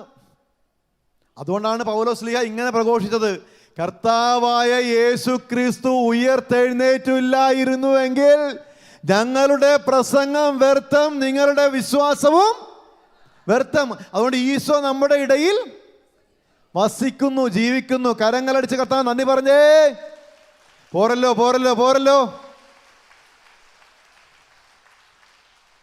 അതുകൊണ്ട് ഈ ദൈവത്തോട് ചേർന്ന് നിൽക്കണം, ഈ ദൈവത്തെ വിളിക്കണം. അലസതയും മടിയൊക്കെ നമ്മൾ ഉപേക്ഷിക്കണം. ദൈവത്താൽ ആകർഷിക്കപ്പെട്ടുകൊണ്ട് ജീവിക്കാൻ നമുക്ക് സാധിക്കണം. ദൈവത്താൽ ആകർഷിക്കപ്പെട്ടുകൊണ്ട് ജീവിക്കണം. അപ്പം അതുകൊണ്ട് ഒരു കാര്യം കൂടെ പറഞ്ഞിട്ട് ഞാൻ അവസാനിപ്പിക്കും. അപ്പോൾ ഏകദേശം സമയമാകും. എനിക്ക് 1 മണിക്കൂർ എന്നോട് സംസാരിക്കാൻ പറഞ്ഞേക്കണം. 1 മണിക്കൂറാണ് വചനം പ്രഘോഷിക്കാനായിട്ട് ഇവിടുത്തെ അച്ഛന്മാരൊക്കെ പറഞ്ഞാണ്, പട്ടത്തച്ഛനും അവരൊക്കെ പറഞ്ഞിരിക്കുന്നത്. ഓരോരുത്തരിലും പ്രതീക്ഷിക്കുന്ന നന്മകളുണ്ട്. അപ്പം ഞാൻ ഇപ്പം പറഞ്ഞു നിർത്തിയതാണ് നമ്മളും ഈശോയും തമ്മിലുള്ള ബന്ധം. ക്ലിയർ അല്ലേ? നിങ്ങൾ മിണ്ടൂല്ല. അതെ. ഇനി ഞാൻ പറഞ്ഞു വന്ന എൻ്റെ രാജ്യവും എൻ്റെ നീതിയും, ഞാൻ ഇതിലേക്ക് വന്നുകൊണ്ടിരിക്കണം. അപ്പം ദൈവരാജ്യത്തിനും ദൈവത്തോട് ചേർന്ന് നിൽക്കാൻ നമുക്ക് സാധിക്കണം. ഒന്ന്. രണ്ടാമത്തെ കാര്യം, നമ്മൾ എന്താണ് ജീവിക്കേണ്ടത്, നമ്മൾ എങ്ങനെ ജീവിക്കണം എന്നൊരു ചോദ്യമുണ്ട്. ആണ് ഓരോരുത്തരിൽ നിന്നും പ്രതീക്ഷിക്കുന്ന നന്മകളുണ്ട്. ശ്രദ്ധിക്കണം, ഓരോരുത്തരിൽ നിന്നും പ്രതീക്ഷിക്കുന്ന നന്മകളുണ്ട്. എന്നിൽ നിന്ന് നിങ്ങളിൽ നിന്നൊക്കെ പ്രതീക്ഷിക്കുന്ന നന്മകളുണ്ട്. നമ്മൾ പരിശുദ്ധ അമ്മ മാതാവിനെ നമ്മൾ എങ്ങനെ വിളിക്കുക? നന്മ നിറഞ്ഞ ഈ നടപടി പുസ്തകത്തിൽ അല്ലേ, നടപടി പുസ്തകത്തിൽ നമ്മളിങ്ങനെ വായിക്കുന്നത് ഈശോ നന്മകൾ ചെയ്തുകൊണ്ട് നടന്നു നീങ്ങി അല്ലേ, ഈശോ നന്മകൾ ചെയ്തുകൊണ്ട് നടന്നു നീങ്ങി. മാലാഹമാർ എങ്ങനെ പ്രാർത്ഥിച്ചത്? അത്യുന്നതങ്ങളിൽ ദൈവത്തിന്. അടുത്തതോ? അത് പ്രാധാന്യമാ. ഭൂമിയിലല്ലേ നമ്മളെല്ലാവരും, അത് വിട്ടോ. ഏത്? ആദ്യത്തെ കാര്യം, അത് അത്യുന്നതങ്ങളിൽ ദൈവത്തിന് സ്തുതി, ദൈവവുമായിട്ട് ബന്ധപ്പെട്ട കാര്യമാണ്. അടുത്തത് നമ്മളുമായിട്ട് ബന്ധപ്പെട്ടതാ. എന്താണ്? ഭൂമിയിൽ സന്മനസ്സുള്ളവർക്ക് സമാധാനം. അതിനർത്ഥം എന്താ? ഭൂമി നല്ല മനുഷ്യർക്ക് അവകാശപ്പെട്ടതാണ് സമാധാനവും ശാന്തിയും. നിനക്ക് സമാധാനമില്ലേ? നിനക്ക് ശാന്തിയില്ലേ? അടിക്കടി നിന്റെ ജീവിതത്തിൽ പരാജയങ്ങളുണ്ടോ? സാമ്പത്തിക ബുദ്ധിമുട്ടുണ്ടോ? കടബാധ്യതകളുണ്ടോ? അതിനർത്ഥം നമുക്കെന്തോ കുഴപ്പം. നിങ്ങൾ മിണ്ടൂല്ല, നമുക്കെന്തോ കുഴപ്പമുണ്ടെന്നാ. ഭൂമിയിൽ സന്മനസ്സുള്ളവർക്ക്, നന്മ ചെയ്യുന്ന മനുഷ്യർക്ക്, നല്ല മനുഷ്യർക്ക് അവകാശപ്പെട്ടതാണ് സമാധാനവും. നിങ്ങൾ മിണ്ടൂല്ല, സമാധാനവും ശാന്തിയും. അപ്പൊ ആ സമാധാനവും ശാന്തിയും, അതായത് ഉത്തിതനായ ഈശോ, മാലാഖമാർ അങ്ങനെയാണ് പറയുക, അത്യുന്നതങ്ങൾ ദൈവത്തിന് മഹത്വം, ഭൂമിയിൽ സന്മനസ്സുള്ളവർക്ക് സമാധാനവും ശാന്തിയും. ഇന്നും പല മനുഷ്യരെ സമാധാനമില്ലാതെ ഇങ്ങനെ ഓടുകയാണ്. സമാധാനമില്ലാതെ ഇങ്ങനെ ഓടിയാണ്. സമ്പത്തൊക്കെ ഉണ്ട്, സമ്പത്തുണ്ട്, മക്കളൊക്കെ എല്ലാം ഉണ്ട്, പക്ഷേ സമാധാനമില്ല. കാരണം എന്താണ്? അങ്ങനെ ജീവിച്ചിരിക്കണം. അപ്പൊ നല്ല മനുഷ്യർക്ക്, നന്മ ചെയ്യുന്നവർക്ക് അവകാശപ്പെട്ടതാണ് സമാധാനവും ശാന്തിയും.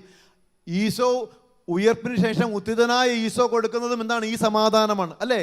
എവിടെയെല്ലാം പ്രത്യക്ഷപ്പെട്ടു അവിടെയെല്ലാം ഈശോ എന്താണ്?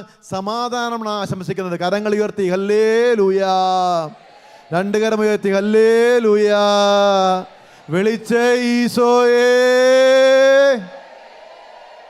അപ്പൊ സമാധാനം നമ്മുടെ കുടുംബങ്ങളിലും നമ്മുടെ തൊഴിലിടത്തും നമ്മുടെ മക്കളിലൊക്കെ നിലനിൽക്കണമെങ്കിൽ നമ്മൾ നല്ലവരാകണം, നന്മ ചെയ്യുന്നവരാകണം, നല്ല ചിന്തിക്കുന്നവരും നല്ല പ്രവർത്തിക്കുന്നവരും ആകണം. ഓരോരുത്തരിനും പ്രതീക്ഷിക്കുന്ന നന്മകളുണ്ട്. എന്നിൽ നിന്ന്, നിങ്ങളിൽ നിന്ന്, ഇവിടെയുള്ള അച്ഛന്മാരിൽ നിന്ന്, ബഹുമാനപ്പെട്ട സിസ്റ്റേഴ്സിൽ നിന്നൊക്കെ പ്രതീക്ഷിക്കുന്ന നന്മകളുണ്ട്. ആ നന്മകൾ ചെയ്യുവാൻ നമ്മുടെ ജീവിതം പരാജയപ്പെട്ടാൽ പിന്നെ ആരുടെ ഓർമ്മയിലും നമുക്കിടമില്ല. ആരെങ്കിലും നമ്മൾ ഓർക്കുവോ? നമ്മൾ നന്മ ചെയ്തില്ലെങ്കിലേ ആരെങ്കിലും നമ്മൾ ഓർക്കുവോ? ഇല്ല, ആരും നമ്മൾ ഓർക്കൂല. ഈ നന്മ ചെയ്തില്ലെങ്കിലും കുഴപ്പമില്ല, ദൈവത്തെ ഓർത്ത് തിന്മ ചെയ്യരുത്. പറഞ്ഞ മനസ്സിലായോ? ദൈവത്തെ ഓർത്ത് നിങ്ങൾ കാല് പിടിക്കാം. നിങ്ങൾ നന്മ ചെയ്തില്ലെങ്കിലും കുഴപ്പമില്ല, നിങ്ങൾ അവിടെ ഇരുന്നോ. ഇരിക്കുന്ന കസേര ഇരുന്ന് തേഞ്ഞ് തീർന്ന് കാണും. എന്നിട്ട് നമുക്ക് വലിയ മാറ്റമൊന്നും. നന്മ ചെയ്തില്ലെങ്കിലും കുഴപ്പമില്ല, തിന്മ അങ്ങനെയല്ല. നമ്മളെന്താ അറിയാലോ, ഇപ്പോൾ ഇരിപ്പുണ്ടേ പുണ്യാന്മാരെയൊക്കെ പോലെ. ഇവിടെ നിന്ന് ഇറങ്ങിയിട്ട് നമ്മളൊരു 3 പേരായിട്ട് മാറി നിൽക്കും. ഇവിടെ നിന്ന് ഇറങ്ങിയിട്ട് നമ്മളൊരു 3 പേരായിട്ട് മാറി നിൽക്കും. അപ്പോൾ ഈശോ പറഞ്ഞ വചനമായി എന്താണ്? 2 3 പേർ എൻ്റെ നാമത്തിൽ ഒരുമിച്ച് കൂടുന്നിടത്ത് പിന്നെ എന്തുണ്ടാകണം? എങ്ങനെ മിണ്ടൂല്ല. പിന്നെ എന്തുണ്ടാകണം? പിന്നെ ഈശോയെ ഉണ്ടാകാൻ പാടുള്ളൂ, വേറെ ഒന്നും ഉണ്ടാകാൻ പാടില്ല. പരദൂഷണമോ, അറിയാലോ, ബിരുദാനന്തര ബിരുദമാണ് ഈ കാര്യത്തിൽ. ചിലർക്ക് ക്രിമിയേഡ് കൂടുതലാണ്. അതുകൊണ്ട് ഞാനിങ്ങനെ ധ്യാനിപ്പിക്കാൻ പോകുമ്പോൾ ഈ കപ്പൂച്ചൻ മിഷൻ ധ്യാനത്തിലൊക്കെ പോകുമ്പോൾ ഞാൻ പറയും, വികാരിച്ചന്മാരോട് പറയും, എന്താ ഇടവക്കാർക്ക് ഇച്ചിരി പപ്പായ ജ്യൂസ് കൊടുക്കണം. എന്ത് കൊടുക്കണം? എന്തിനാ നിങ്ങൾ പറ. ആ ക്രിമിയേഡിക്ക് ഏറ്റവും നല്ല മരുന്നാണ് ഏത്? നമ്മുടെ ചില കത്തോലിക്കർ അങ്ങനെയാണ്, നമ്മുടെ ചില ക്രിസ്ത്യാനി സഹോദരന്മാരൊക്കെ ഇങ്ങനെയാണ്. അവർ 2 3 പേര് ഒരുമിച്ച് കൂടുമ്പോൾ എന്താണ്? ഈ നന്മയുണ്ടാവില്ല, പിന്നെ എന്തുണ്ടാവും? നിങ്ങൾ മിണ്ടൂല്ല. തിന്മ ഉണ്ടാവും, ആവശ്യമില്ലാത്ത കഥകളൊക്കെ ഉണ്ടാവും, അപകീർത്തിപ്പെടുത്തും. ആദ്യം വികാരിച്ചനായിരിക്കും, ആരുമില്ലല്ലോ ചോദിക്കാൻ പറയാൻ ആരുമില്ലല്ലോ, അതുകൊണ്ട് വികാരിച്ചനായിരിക്കും. പിന്നെ സിസ്റ്റേഴ്സ് വരാം, അങ്ങനെയൊക്കെ നമ്മുടെ കാര്യങ്ങളൊക്കെ. അപ്പോൾ അതുകൊണ്ട് നിങ്ങൾ നന്മ ചെയ്തില്ലെങ്കിലും കുഴപ്പമില്ല. അപ്പോൾ ഞാൻ പറഞ്ഞു വന്നിട്ടാണ്, ഓരോരുത്തരിലും പ്രതീക്ഷിക്കുന്ന നന്മയുണ്ട്. ആ നന്മ ചെയ്യുവാൻ നിങ്ങളുടെ ജീവിതം പരാജയപ്പെട്ടാൽ ആരുടെ ഓർമ്മയിൽ നിങ്ങൾക്കിടമില്ല. നിങ്ങൾ ശ്രദ്ധിച്ചോ, ഞാനൊരു കഥ പറയാം കേട്ടോ, അതോടെ ഞാൻ അവസാനിപ്പിക്കും. കഥ ഇങ്ങനെയാണ്. ഒരു കാടിങ്ങനെ കത്തി അമരുകയാണ്. നിങ്ങളെല്ലാവരും ധ്യാനിച്ചോ, ഇമാജിൻ ചെയ്തോ, ഒരു കാടിങ്ങനെ, വലിയ കാടിങ്ങനെ കത്തി അമരുകയാണ്. വൻമരം മുതൽ തൊട്ടാവാടി വരെ ചാരമാക്കിക്കൊണ്ട് തീജ്വാല ഇങ്ങനെ തിരമാല പോലെ ഉയരുകയാണ് കേട്ടോ. ഒരു ചെറുകിളി, അപ്പോഴൊരു ചെറുകിളി ഉണ്ടല്ലോ, ഈ വലിയ തീയൊന്നും വകവയ്ക്കാതെ നമ്മുടെ കുടുംബങ്ങളിൽ കാണും, നമ്മുടെ ഇടവക പള്ളി കാണും, ഈ ധ്യാനകേന്ദ്രത്തിൽ കാണും ഇങ്ങനെയുള്ള ചെറുകിളികൾ കേട്ടോ. ഈ ചെറുകിളി എന്ത് ചെയ്തു? ഈ വലിയ തീയൊന്നും വകവയ്ക്കാതെ എന്ത് ചെയ്തു? അടുത്തുള്ള തടാകത്തിൽ പോയി വെള്ളമെടുത്തു, കുളത്തിൽ പോയി വെള്ളമെടുത്തു. എന്ത് ചെയ്തു? നിങ്ങൾ കൊണ്ടുമില്ല, എന്ത് ചെയ്തു? തീയിൽ വെള്ളമെടുത്തു. എന്ത് ചെയ്തു? തീയിൽ കൊണ്ടുവന്നിട്ട്, വെള്ളമെടുക്കുന്നു, തീയിൽ കൊണ്ടുവന്നിട്ട്. ഈ തീ, വലിയ തീനെ വകവയ്ക്കുന്നില്ല. കാട്ടിൽ രാജാവുണ്ടല്ലോ, അതാരാ? നിങ്ങൾ മിണ്ടൂല്ല. സിംഹമുണ്ട്. നമ്മുടെ എല്ലായിടത്തും ഉണ്ട് കേട്ടോ ഈ സിംഹങ്ങൾ. പള്ളിക്കമ്മറ്റിയിലുണ്ടാവും, വീട്ടിലുണ്ടാവും അല്ലേ? വീട്ടിൽ രാജാക്കന്മാരില്ലേ? ഞാൻ പറഞ്ഞതല്ലേ, ഞാൻ വെച്ചതല്ലേ, ഇല്ലേ? ഉണ്ടോ? ഉണ്ട്. Don't take your self to serious. നിങ്ങൾ നിങ്ങളെ കാര്യമായിട്ട് എടുക്കരുത്. ഈ കുടുംബനാഥന്മാരൊക്കെ ഉണ്ടല്ലോ, നിങ്ങൾ നിങ്ങളെ കാര്യമായിട്ട് എടുക്കുന്നതാണ് കുടുംബത്തിലെ എല്ലാ പ്രശ്നങ്ങളും കാരണം. പറഞ്ഞു കേട്ടോ. ഇപ്പം പുണ്യന്മാരെ പോലെ ഇരിപ്പുണ്ട്, പുണ്യന്മാരെ പോലെ ഇരിപ്പുണ്ട്. വീട്ടിൽ ചെന്ന സ്വഭാവം അറിയാൻ പറ്റും. ഞാൻ പറഞ്ഞതല്ലേ, അവിടെ ആര് പറഞ്ഞു അങ്ങോട്ട് പോകാൻ? നിങ്ങൾ നിങ്ങളെ കാര്യമായിട്ട് എടുക്കരുത്. ഇവിടെ ഒരു പൈപ്പുണ്ട്, ഭും ഭും, അത് നിന്നുമായി തീർന്ന കാര്യങ്ങൾക്ക് തീരുമാനമാവും. അപ്പം അതുകൊണ്ട് ഞാൻ അങ്ങനെ പറയുന്ന ആൾക്കാരൊക്കെ ഉണ്ട്. അപ്പം എന്താണ്? കാട്ടിലെ രാജാവ് സിംഹം ഉണ്ടല്ലോ, ഈ തീ കണ്ടട്ടെ ഓടി രക്ഷപ്പെടുകയാ. നമ്മുടെ ചില പള്ളിക്കമ്മറ്റിയിലും എല്ലായിടത്തും ഉണ്ടാവും ഈ രാജാക്കന്മാർ. ഓടി രക്ഷപ്പെടുകയാണ്. ഓടി രക്ഷപ്പെടുക മാത്രമല്ല, ഈ പാവം കിളിയെ കളിയാക്കും. എന്ത് പറഞ്ഞിട്ട്? മണ്ട, വിഡ്ഢി എന്ന് പറഞ്ഞ് കളിയാക്കും. അപ്പൊ ഈ കിളി കൊടുക്കുന്ന ഉത്തരമുണ്ട്. നമ്മൾ ധ്യാനിക്കുന്ന നന്മയെക്കുറിച്ചാണ്. അപ്പൊ കിളി പറയും, ഞാൻ ഇത്രയെങ്കിലും ചെയ്യുന്നു, ഞാൻ അത്രയെങ്കിലും ചെയ്യുന്നു, നീ എന്തു ചെയ്യുന്നു, നിങ്ങൾ എന്തു ചെയ്യുന്നു? ക്ലിയർ? കേറുന്നുണ്ടോ തലയിൽ? നീ എന്ത് ചെയ്യുന്നു, നിങ്ങൾ എന്ത് ചെയ്യുന്നു? ഉപയോഗമില്ലാത്ത ഒന്നിനും അടിസ്ഥാനപരമായിട്ട് ഈ ഭൂമിയിൽ നിലനിൽക്കാനുള്ള അർഹതയില്ല. ക്ലിയർ? ഞാൻ പറഞ്ഞ ബാക്കിൽ കേൾക്കുന്നുണ്ടോ? ഉപയോഗമില്ലാത്ത ഒന്നിനും. നിങ്ങൾ പറയല്ലേ, അച്ഛോ ഞാൻ വീട്ടിലെ കറിവേപ്പില പോലെ അങ്ങനെയൊക്കെ പറയാറില്ലേ? നിങ്ങൾ ഇപ്പൊ പറയില്ല, വീട്ടിൽ വന്നാൽ പറയും. അതെ, ഉപയോഗമില്ലാത്ത ഒന്നിനും. നമ്മളെ കൊണ്ട് ഉപയോഗം ഉണ്ടാകണമെന്നേ. നമ്മളെ കൊണ്ട്, അതെ, നമ്മൾ ഈ മാർക്കോസ് സുവിശേഷകൻ 3:14 വിളിക്കപ്പെട്ടിരിക്കുന്നത് അയക്കപ്പെടുവാൻ വേണ്ടിയാണ്, അല്ലേ? വിളിക്കപ്പെട്ടിരിക്കുന്നത് അയക്കപ്പെടുവാൻ വേണ്ടിയാണ്. ഇനി എങ്ങനെ പ്രഘോഷിക്കണമെന്ന് വിശുദ്ധ ചാൾസ് ബൊറോമിയ പറയുന്നുണ്ട്. എങ്ങനെ ക്രിസ്തുവിനെ പ്രഘോഷിക്കണം? ഞാൻ കുറഞ്ഞു വരികയും പിന്നെ ആര് കൂടി വന്നം? ഈശോ കൂടി വന്നം.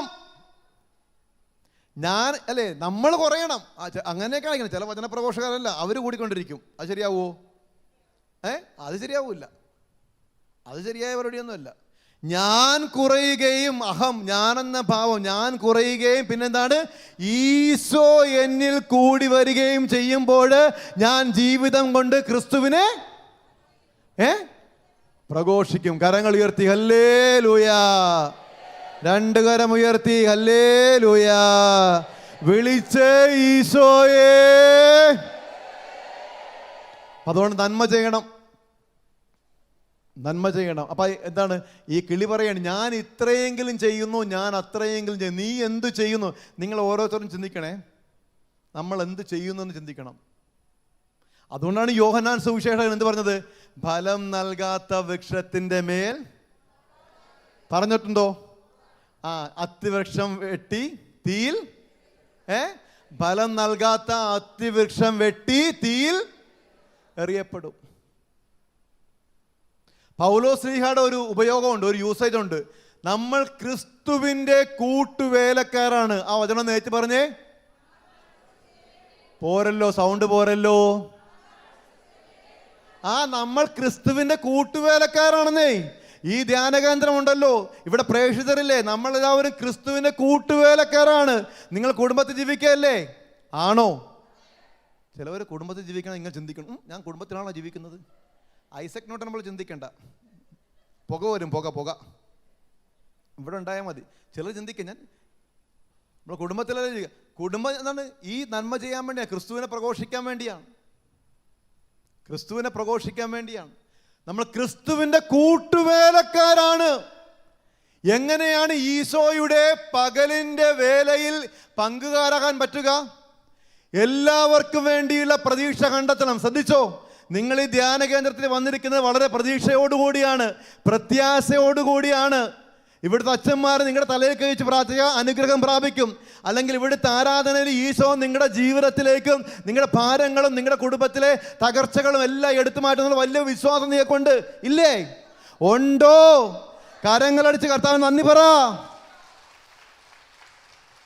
വിശ്വാസം പ്രഘോഷിക്കണം, ഏറ്റുപറയണം. അപ്പൊ പ്രതീക്ഷ കൊടുക്കണം. എങ്ങനെയാണ് ഈശോയുടെ പകലിന്റെ വേലയിൽ പങ്കുകാരാകാൻ പറ്റുക?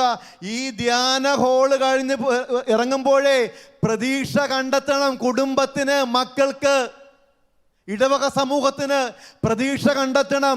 പ്രതീക്ഷ കണ്ടെത്തിയാൽ മാത്രം പോരാ, ആ പ്രതീക്ഷയിൽ നിലനിൽക്കുകയും ചെയ്യുമ്പോഴാണ് നിങ്ങൾ ജീവിച്ചു കൊണ്ടിരിക്കുന്ന ജീവിതത്തിന് അഴകും ഔന്നത്യവും ഉണ്ടാവുക. ക്ലിയർ? നിങ്ങൾ പറയല്ലേ ഞാനൊരു കുടുംബിനിയെന്ന്, ഞാൻ അമ്മയെന്നൊക്കെ പറയല്ലേ? അമ്മയും എന്താണ്? മക്കൾക്കും ഭർത്താവിനും അല്ലേ പ്രതീക്ഷ കൊടുക്കണം, പ്രത്യാശ കൊടുക്കണം, പ്രത്യാശ കൊടുക്കണം. അതുപോലെ എന്താണ്? കുടുംബനാഥന്മാരുണ്ടല്ലോ, അല്ലേ? ഇപ്പം ഞാൻ പറയട്ടെ, വൈകുന്നേരം 6 മണിയാകുമ്പോൾ ഇറങ്ങുന്നു ഒരു കുടുംബനാഥൻ. അയാൾ 2 കാലിൽ പോകുന്നു, ഇങ്ങനെ പോകുന്നു. വൈകുന്നേരം ഒരു 10 മണിയാകുമ്പോൾ ഇങ്ങനെ വരുന്നു, ഇച്ചിരി വളഞ്ഞു മുളഞ്ഞൊക്കെ വന്നത് ഇങ്ങനെ. അപ്പോൾ ആ ഭാര്യയുടെ മക്കളുടെയും കാര്യം തീരുമാനമായോ അപ്പച്ചാ? എന്താ ഞാൻ പറഞ്ഞില്ല, കുടിക്കുന്നത് ഞാൻ പറഞ്ഞില്ല, ഞാൻ പറഞ്ഞ ചോദ്യം കേട്ടോ. ആ ഭാര്യയുടെ മക്കളുടെ കാര്യം തീരുമാനമായോ? തീരുമാനമായി. എന്തെങ്കിലും പ്രതീക്ഷ ഇയാൾ കൊടുക്കുന്നുണ്ടോ? ഇല്ല. ഒരൊറ്റ കാര്യങ്ങൾ പറയുമ്പോൾ തീരും. അത് ഞാൻ പറയുന്നത് ബൈബിളിന് പുറത്താണ്. ഖലീൽ ജിബ്രാൻ എന്നൊരു എഴുത്തുകാരനുണ്ട്, ഒരു എഴുത്തുകാരൻ. അദ്ദേഹം, നിങ്ങൾ ഇപ്പോൾ കുടുംബജീവിതം നയിക്കുന്നവരാണല്ലോ, അതുപോലെ പറഞ്ഞു, നിങ്ങൾ മക്കളെക്കുറിച്ച് ചിന്തയുണ്ടല്ലോ, നമ്മുടെ മക്കളെക്കുറിച്ച് ആശങ്കയുണ്ട്. ഈ മക്കളെക്കുറിച്ച് 2-ാം വത്തിക്കാൻ കൗൺസിലേ മാതാപിതാക്കളുടെ ജീവിതം, യൗസേപ്പ് പിതാവിൻ്റെയും മാതാവിൻ്റെയും ജീവിതം 2-ാം വത്തിക്കാൻ കൗൺസിൽ ധ്യാനിക്കും. യൗസേപ്പ് പിതാവിൻ്റെയും മാതാവിൻ്റെയും ജീവിതം 2-ാം വത്തിക്കാൻ കൗൺസിൽ ധ്യാനിച്ചിട്ട് ഒരു സ്റ്റേറ്റ്മെൻറ്റ് പറയുന്നുണ്ട്, ഒരു കാര്യം പറയുന്നുണ്ട്. അതിങ്ങനെയാണ്: മക്കളുടെ വിശ്വാസ കാര്യങ്ങളിൽ, ദൈവിക കാര്യങ്ങളിൽ മാതാപിതാക്കളാണ് പ്രഥമ അധ്യാപകര്. ക്ലിയർ? വിശ്വാസ കാര്യങ്ങളിൽ, ദൈവിക കാര്യങ്ങളിൽ മക്കളുടെ ഗുരുക്കന്മാരാരാണ്? പള്ളിയിൽ അച്ഛനോ കന്യാസ്ത്രീയോ പിന്നെ കാറ്റഗിസം അല്ലേ മതബോധന അധ്യാപകരൊന്നും അല്ല. പിന്നെ ആരാ? നിങ്ങളാ. ഇന്ന് വിശ്വാസം പിള്ളേർക്ക് കൊടുക്കുന്നില്ല, അതിൻ്റെ പരാജയമുണ്ട്. പറയാൻ കാര്യമുണ്ടേ. എന്താണ്? യൗസേപ്പ് പിതാവ് ഈശോയെ പ്രാർത്ഥിക്കാൻ പഠിപ്പിച്ചു, സങ്കീർത്തനങ്ങൾ ഉരുവിടാൻ പഠിപ്പിച്ചു, സിനഗോഗിൽ കൊണ്ടുപോയി, ജെറൂസലേം ദേവാലയത്തിൽ കൊണ്ടുപോയി. ഓർമ്മയില്ലേ? ഉണ്ടോയോ? ഇതെല്ലാം ധ്യാനിച്ചിട്ട് പറയുകയാണ്, വിശ്വാസ കാര്യങ്ങളിൽ, ദൈവിക കാര്യങ്ങളിൽ മക്കളുടെ പ്രഥമ അധ്യാപകരാരാണ്? നിങ്ങളാണ്, മാതാപിതാക്കളല്ല, നിങ്ങളാ. അപ്പം അതുകൊണ്ട് നിങ്ങളോട് ഒരു കാര്യം കൂടെ പറഞ്ഞിട്ട് ഞാൻ അവസാനിപ്പിക്കാം. നമ്മുടെ ജീവിതം പ്രദക്ഷിണമാണ്. ഹലോ, ഇവിടെ ശ്രദ്ധിക്കണം, പ്രദക്ഷിണമേ. ജീവിതം പ്രദക്ഷിണമായിട്ട് മുന്നോട്ട് പോകുമ്പോഴേ ആരെങ്കിലും നമ്മുടെ മുൻപിൽ വീണുപോയാൽ കുറ്റപ്പെടുത്തേണ്ട, മറിച്ച് നന്ദി പറയണം. കാരണം എന്താ? അയാൾ ഓർമ്മപ്പെടുത്തുകയാണ്, മുൻപോട്ട് പോകുമ്പോൾ വീഴാൻ സാധ്യതയുണ്ട്. അല്ലേ? നമ്മൾ അങ്ങനെയല്ലല്ലോ. ആരെങ്കിലും നമ്മുടെ മുമ്പിൽ വീണു പോയാൽ എന്ത് ചെയ്യും? നമ്മൾ മറ്റേ വീടിൻ്റെ മുകളിൽ കയറി പ്രഘോഷിക്കും. നിങ്ങൾ അറിഞ്ഞോ നാട്ടുകാരെ, അയൽവക്കത്തെ ചേട്ടൻ്റെ മോള് അവൻ്റെ കൂടെ? നിങ്ങൾ പറയില്ല. നിങ്ങളെല്ലാവരും ഉണ്ടല്ലോ, ഈ മാതാവിൻ്റെ രൂപ എടുത്ത് മാറ്റണം. മാതാവിൻ്റെ രൂപ ഇവിടെ വെച്ചെടുത്തില്ലേ, നിങ്ങളെല്ലാം ഈ രൂപ കൂട്ടി ഇരുത്തണം. അത്രയ്ക്ക് വിശുദ്ധരായ ആൾക്കാർ. നിങ്ങളിങ്ങനെയൊന്നും പറയൂല. അടുത്ത കാര്യം ശ്രദ്ധിക്കണം, അപ്പം സമയമാകും. അടുത്ത കാര്യം അദ്ദേഹം പറയും, അതാണ് നിങ്ങൾക്കുള്ള മെസ്സേജ്. ജീവിതം പ്രദക്ഷിണമാണ്, പ്രദക്ഷിണമായിട്ട് മുന്നോട്ട് പോകുമ്പോൾ ആരെങ്കിലും നിങ്ങളുടെ പുറകിൽ വീണുപോയാൽ അവനെ കുറ്റപ്പെടുത്തേണ്ട, മറിച്ച് നിങ്ങളെ കുറ്റപ്പെടുത്തണം. കാരണം എന്താ? നിങ്ങൾ മുൻപിലാണ്. നിങ്ങൾ മുൻപിലായിരിക്കെ കണ്ണുകൾക്ക് നല്ല പ്രകാശവും കാലുകൾക്ക് നല്ല ബലവും ഉണ്ടായിട്ട് മുന്നിലുള്ള തടസ്സങ്ങളെ നീക്കാതെ പോയത് കൊണ്ടാണ് പുറകെ വന്ന ആള് വീണത്. അപ്പം ഞാൻ ചോദിക്കട്ടെ, ഈ അപ്പനും അമ്മയൊക്കെ മക്കളുടെ പുറകിലാണോ മുൻപിലാണോ? മുൻപിലാണ് അല്ലേ? അപ്പം മുൻപിലാകുന്ന ഈ അപ്പൻ എല്ലാ ദിവസവും വീട്ടിൽ കൊണ്ടുവന്ന് ഈ സാധനം അടിക്കും. ഈ സാധനം അടിക്കും അല്ലേ? അടിക്കും, നമ്മളടിക്കും, നമ്മൾ 2-3 അടിക്കും. അപ്പോൾ ഇത് മകൻ കാണുന്നുണ്ട്. അതാണ് മകൻ കാണുന്നത്. ഇത് അതിൽ തന്നെ എഴുതിയിട്ടുണ്ട്, മദ്യപാനം ആരോഗ്യത്തിന് ആണെന്ന് എഴുതിയിട്ടുണ്ട് അല്ലേ? അപ്പം നമ്മളിത് കഴിക്കുമ്പോൾ ഈ മകൻ കാണുന്നില്ലേ അല്ലേ? പിന്നെ നമുക്ക് അവന് ധാർമ്മികപരമായിട്ട് എന്തെങ്കിലും അവകാശമുണ്ടോ അവനെ ഈ ഉപദേശിക്കാനായിട്ടുള്ള? നിങ്ങൾ മിണ്ടൂല്ല? ഇല്ല. നിങ്ങൾക്ക് കണ്ണുകൾക്ക് നല്ല പ്രകാശവും കാലുകൾക്ക് നല്ല കരുത്തും ഉണ്ടായിട്ടേ ഈ മദ്യമെന്ന തടസ്സത്തെ നീക്കാതെ പോയത് കൊണ്ടാണ് മുൻപിൽ വന്ന മകൻ എന്ത് ചെയ്ത് ഇതിലങ്ങോട്ട് മുങ്ങിയത്. ക്ലിയർ? ഞാൻ അവസാനിപ്പിക്കേ, ഇത്രേ പറഞ്ഞുള്ളൂ. പശ്ചാത്താപത്തിലൂടെയും മാനസാന്തരത്തിലൂടെയുള്ള നവീകരണം. ഒന്ന് എന്താണ്? നവീകരിക്കപ്പെടാത്തവയെല്ലാം കാലക്രമേണ നശിക്കും. നവീകരിക്കപ്പെടാത്തവയെല്ലാം. അതുകൊണ്ട് വിശ്വാസികളായ നമ്മുടെ ജീവിതത്തിൽ പശ്ചാത്താപത്തിലൂടെയും മാനസാന്തരത്തിലൂടെയും നവീകരണം ഉണ്ടാകണം. ലൂക്ക 13:5 പശ്ചാത്തപിക്കുന്നില്ലെങ്കിൽ നിങ്ങൾ നശിക്കും. അതുകൊണ്ട് മാനസാന്തരം ഉണ്ടാണ്, നവീകരണം ഉണ്ടാണ്. അങ്ങനെ നവീകരിക്കപ്പെടേണ്ടത് ദൈവത്തോട് ചേർന്ന് ആയിരിക്കണം. ഈശോയുടെ വലിപ്പം നിങ്ങളും ഈശോയും തമ്മിലുള്ള അകലത്തെ, ദൂരത്തെ ആശ്രയിച്ചായിരിക്കണം. മാലാഖമാര് പാടിയത് എന്താണ്? അത്യുന്നതങ്ങളിൽ ദൈവത്തിന് മഹത്വം, ഭൂമിയിൽ നല്ല മനുഷ്യരായി നമ്മൾ മാറണം. ഈ ധ്യാനം കഴിഞ്ഞ് പോകുമ്പോൾ നന്മ ചെയ്യണം, നന്മ ചെയ്യുന്നവരായി. അങ്ങനെ നന്മ ചെയ്യുന്ന നല്ല മനുഷ്യരായി മാറുമ്പോൾ സമാധാനവും ശാന്തിയും നമ്മൾ അനുഭവിക്കും. കരങ്ങൾ ഉയർത്തി ഹല്ലേലൂയാ, 2 കരം ഉയർത്തി ഹല്ലേലൂയാ. വിളിച്ചേ ഈശോയേ, നന്മ നിറഞ്ഞ മറിയമേ സ്വസ്തി.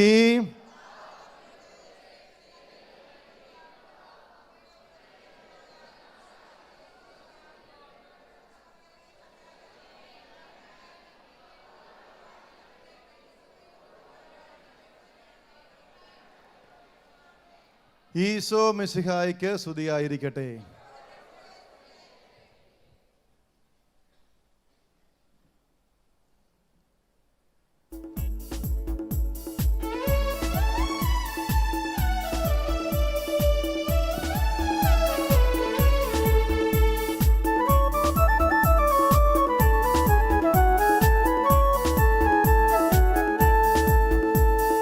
ദൈവം നമ്മോടു കൂടെ, യഹോവയാ ദൈവം നമ്മോടു കൂടെ, എമ്മാനുവേൽ എമ്മാനുവേൽ ദൈവം നമ്മോടു കൂടെ, ദൈവം നമ്മോടു കൂടെ, യഹോവയാ ദൈവം നമ്മോടു കൂടെ,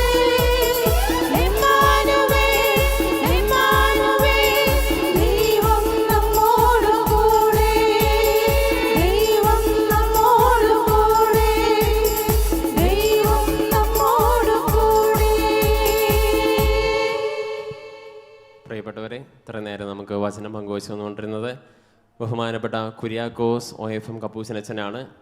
വളരെ മനോഹരമായിട്ട് എല്ലാവരെയും എൻഗേജ് ചെയ്യുന്ന രീതിയിൽ ഉൾപ്പെടുത്തിക്കൊണ്ട് നമുക്ക് ആവശ്യമായിട്ടുള്ള കാര്യങ്ങൾ, അനുദിന ജീവിതത്തിൽ ആവശ്യമായിട്ടുള്ള കാര്യങ്ങൾ നല്ല രീതിയിൽ അച്ഛൻ ക്രമീകരിച്ച് നമുക്ക് മനസ്സിലാവുന്ന രീതിയിൽ അച്ഛൻ പറഞ്ഞു തന്നു. നിങ്ങൾക്ക് എല്ലാവർക്കും ഇഷ്ടപ്പെട്ടില്ലേ?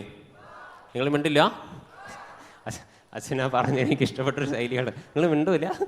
പ്രിയപ്പെട്ടവരെ, നല്ല രീതിയിൽ നമുക്ക് ഭയങ്കര ഇഷ്ടപ്പെടുന്ന രീതിയിൽ അച്ഛൻ കാര്യങ്ങൾ പറഞ്ഞു. നല്ല കൈയടി കൊടുക്കാം തീർച്ചയായിട്ടും.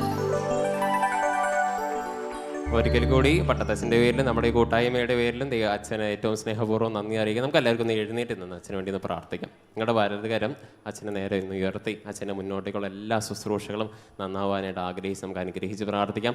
നന്മ നിറഞ്ഞ മറിയമേ സ്വസ്തി, കർത്താവ് അങ്ങയോടുകൂടെ സ്ത്രീകളിൽ അനുഗ്രഹിക്കപ്പെട്ടവളാകുന്നു, അങ്ങയുടെ ഉദരത്തിൻ ഫലമായി ഈശോ അനുഗ്രഹിക്കപ്പെട്ടവനാകുന്നു. പരിശുദ്ധ മറിയമേ തമ്പുരാന്റെ അമ്മേ, പാപികളായ ഞങ്ങൾക്ക് വേണ്ടി ഇപ്പോഴും ഞങ്ങളുടെ മരണസമയത്തും തമ്പുരാനോട് അപേക്ഷിക്കണമേ. ആമേൻ. ഒരിക്കൽ കൂടി നല്ലൊരു കയ്യടി കൊടുക്കാം.